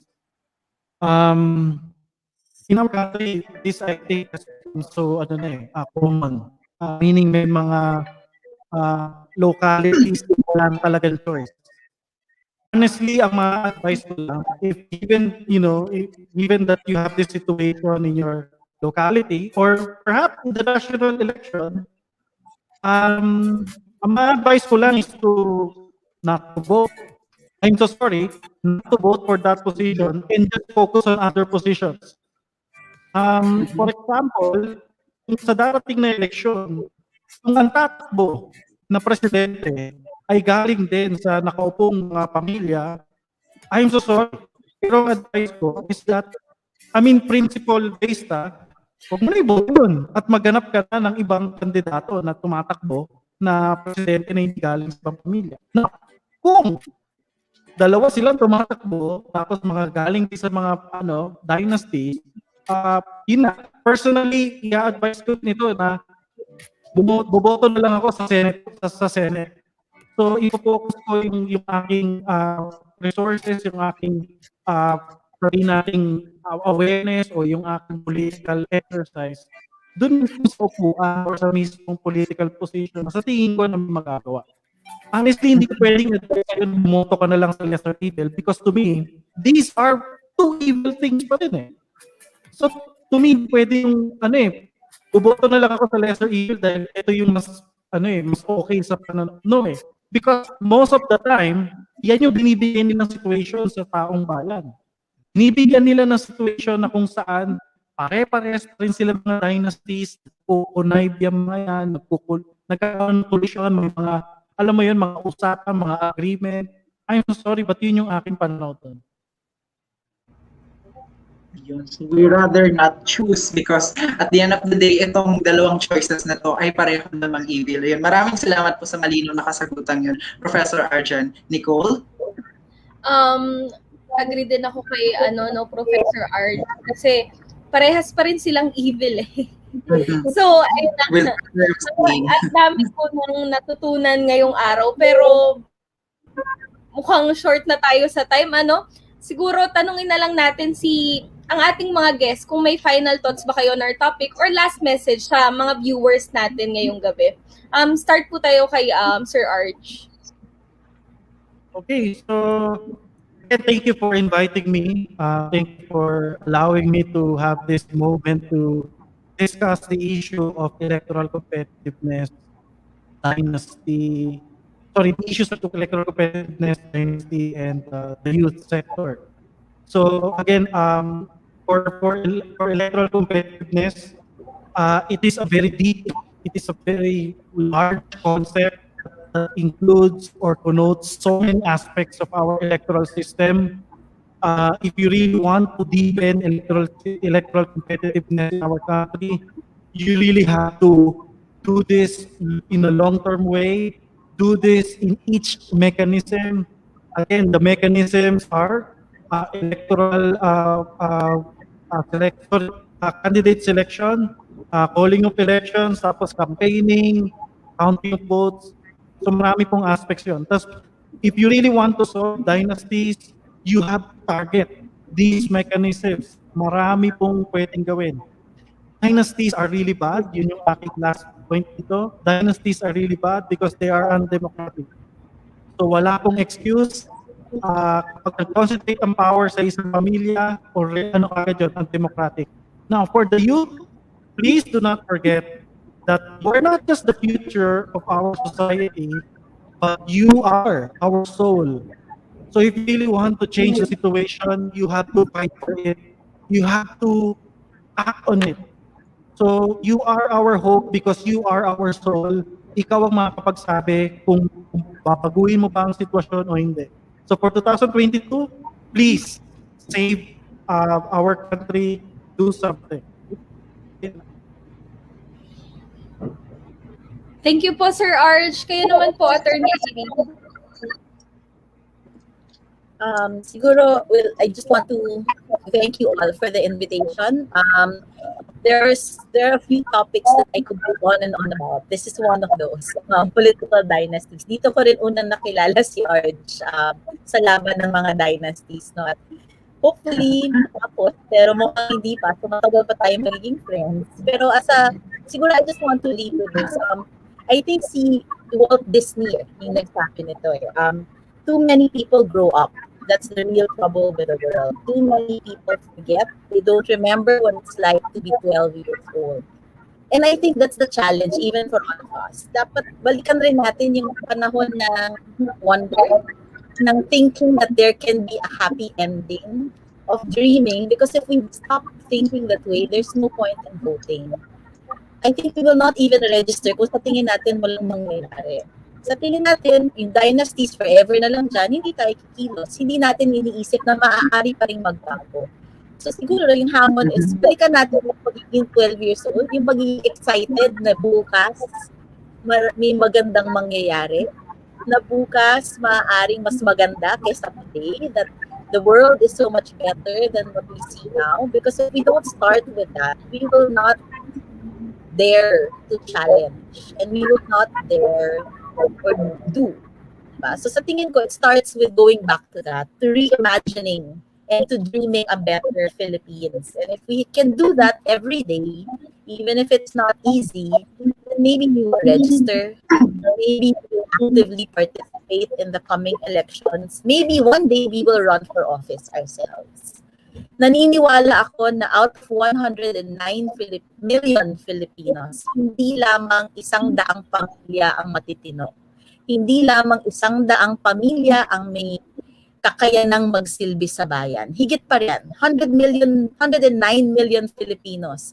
Sa bawat sulok ng mundo, maraming Pilipino magagaling. Bakit hindi natin pwedeng gawin yun sa bawat kanto ng bayan na to? Bakit natin nire-reserve sa 100 families? So, yun siguro iniiwan ko. Pasalamat ako sa mga pagkakataong ganito dahil kahit ako mismo, kahit ilang taon na itong ginagawa, nabubuhayan ako na baka my Prince Charming will come tomorrow. Diba? Ganun naman sa Walt Disney, sa Disney story.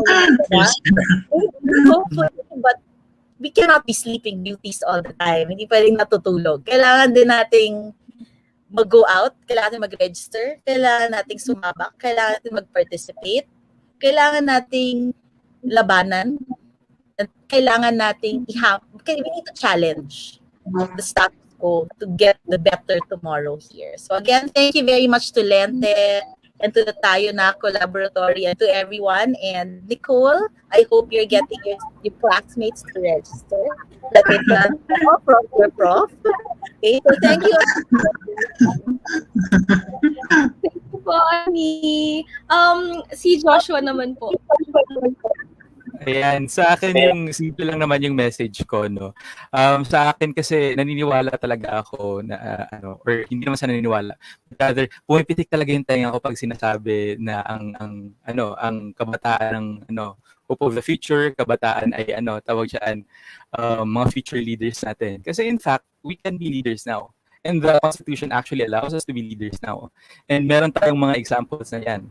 Tulad ni Vico Soto and many other councilors, no, and many other mayors and other leaders na even though kabataan sila, ay napatunayan naman nila na they're equally as capable if not better, no.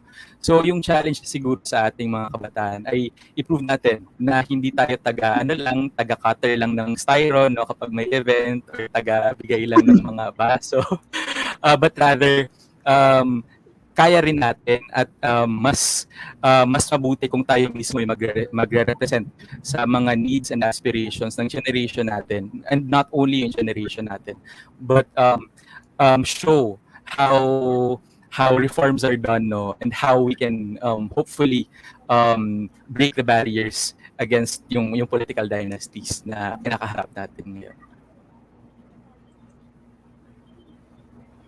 Yeah. Maraming salamat, Joshua, Attorney Irene, and Professor Arjan. Actually, before Nicole, mag-share lang ako. Pero, yun, gusto ko lang i-show yung appreciation ko, especially sa tatlong to. Attorney Irene, Professor Arjan, of course, si Joshua, nakasama ko rin sa TNC. Kasi kanina, habang nagbibigay sila ng kanilang mga last messages, talagang nabubuhayan yung loob ko na kaya nating mga kabataan talaga na paguhin kung ano man yung meron tayong kasalukuyang status quo ngayon, especially when it comes to political dynasties. Pakiramdam ko nga handa na akong tumayo para bumoto kung open na yung mga polling places ngayon. Yun lang. Pero maraming salamat. Maraming salamat po sa inyong tatlo. Sir Arjan, na ganito siya. Maraming salamat po. Nicole? Oo nga, super duper interesting ng topic ng electoral competitiveness at political dynasty. So, ayun na nga, on behalf of Lente, we would like to extend our deepest appreciation to Sir Arjan, Attorney Irene, and Joshua for imparting their invaluable insights and experiences in our podcast tonight.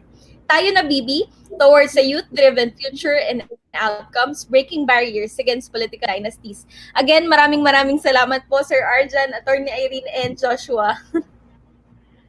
Thank you Maraming po. salamat po. Thank We hope to you. see you soon din po ulit. Maraming salamat po sa oras.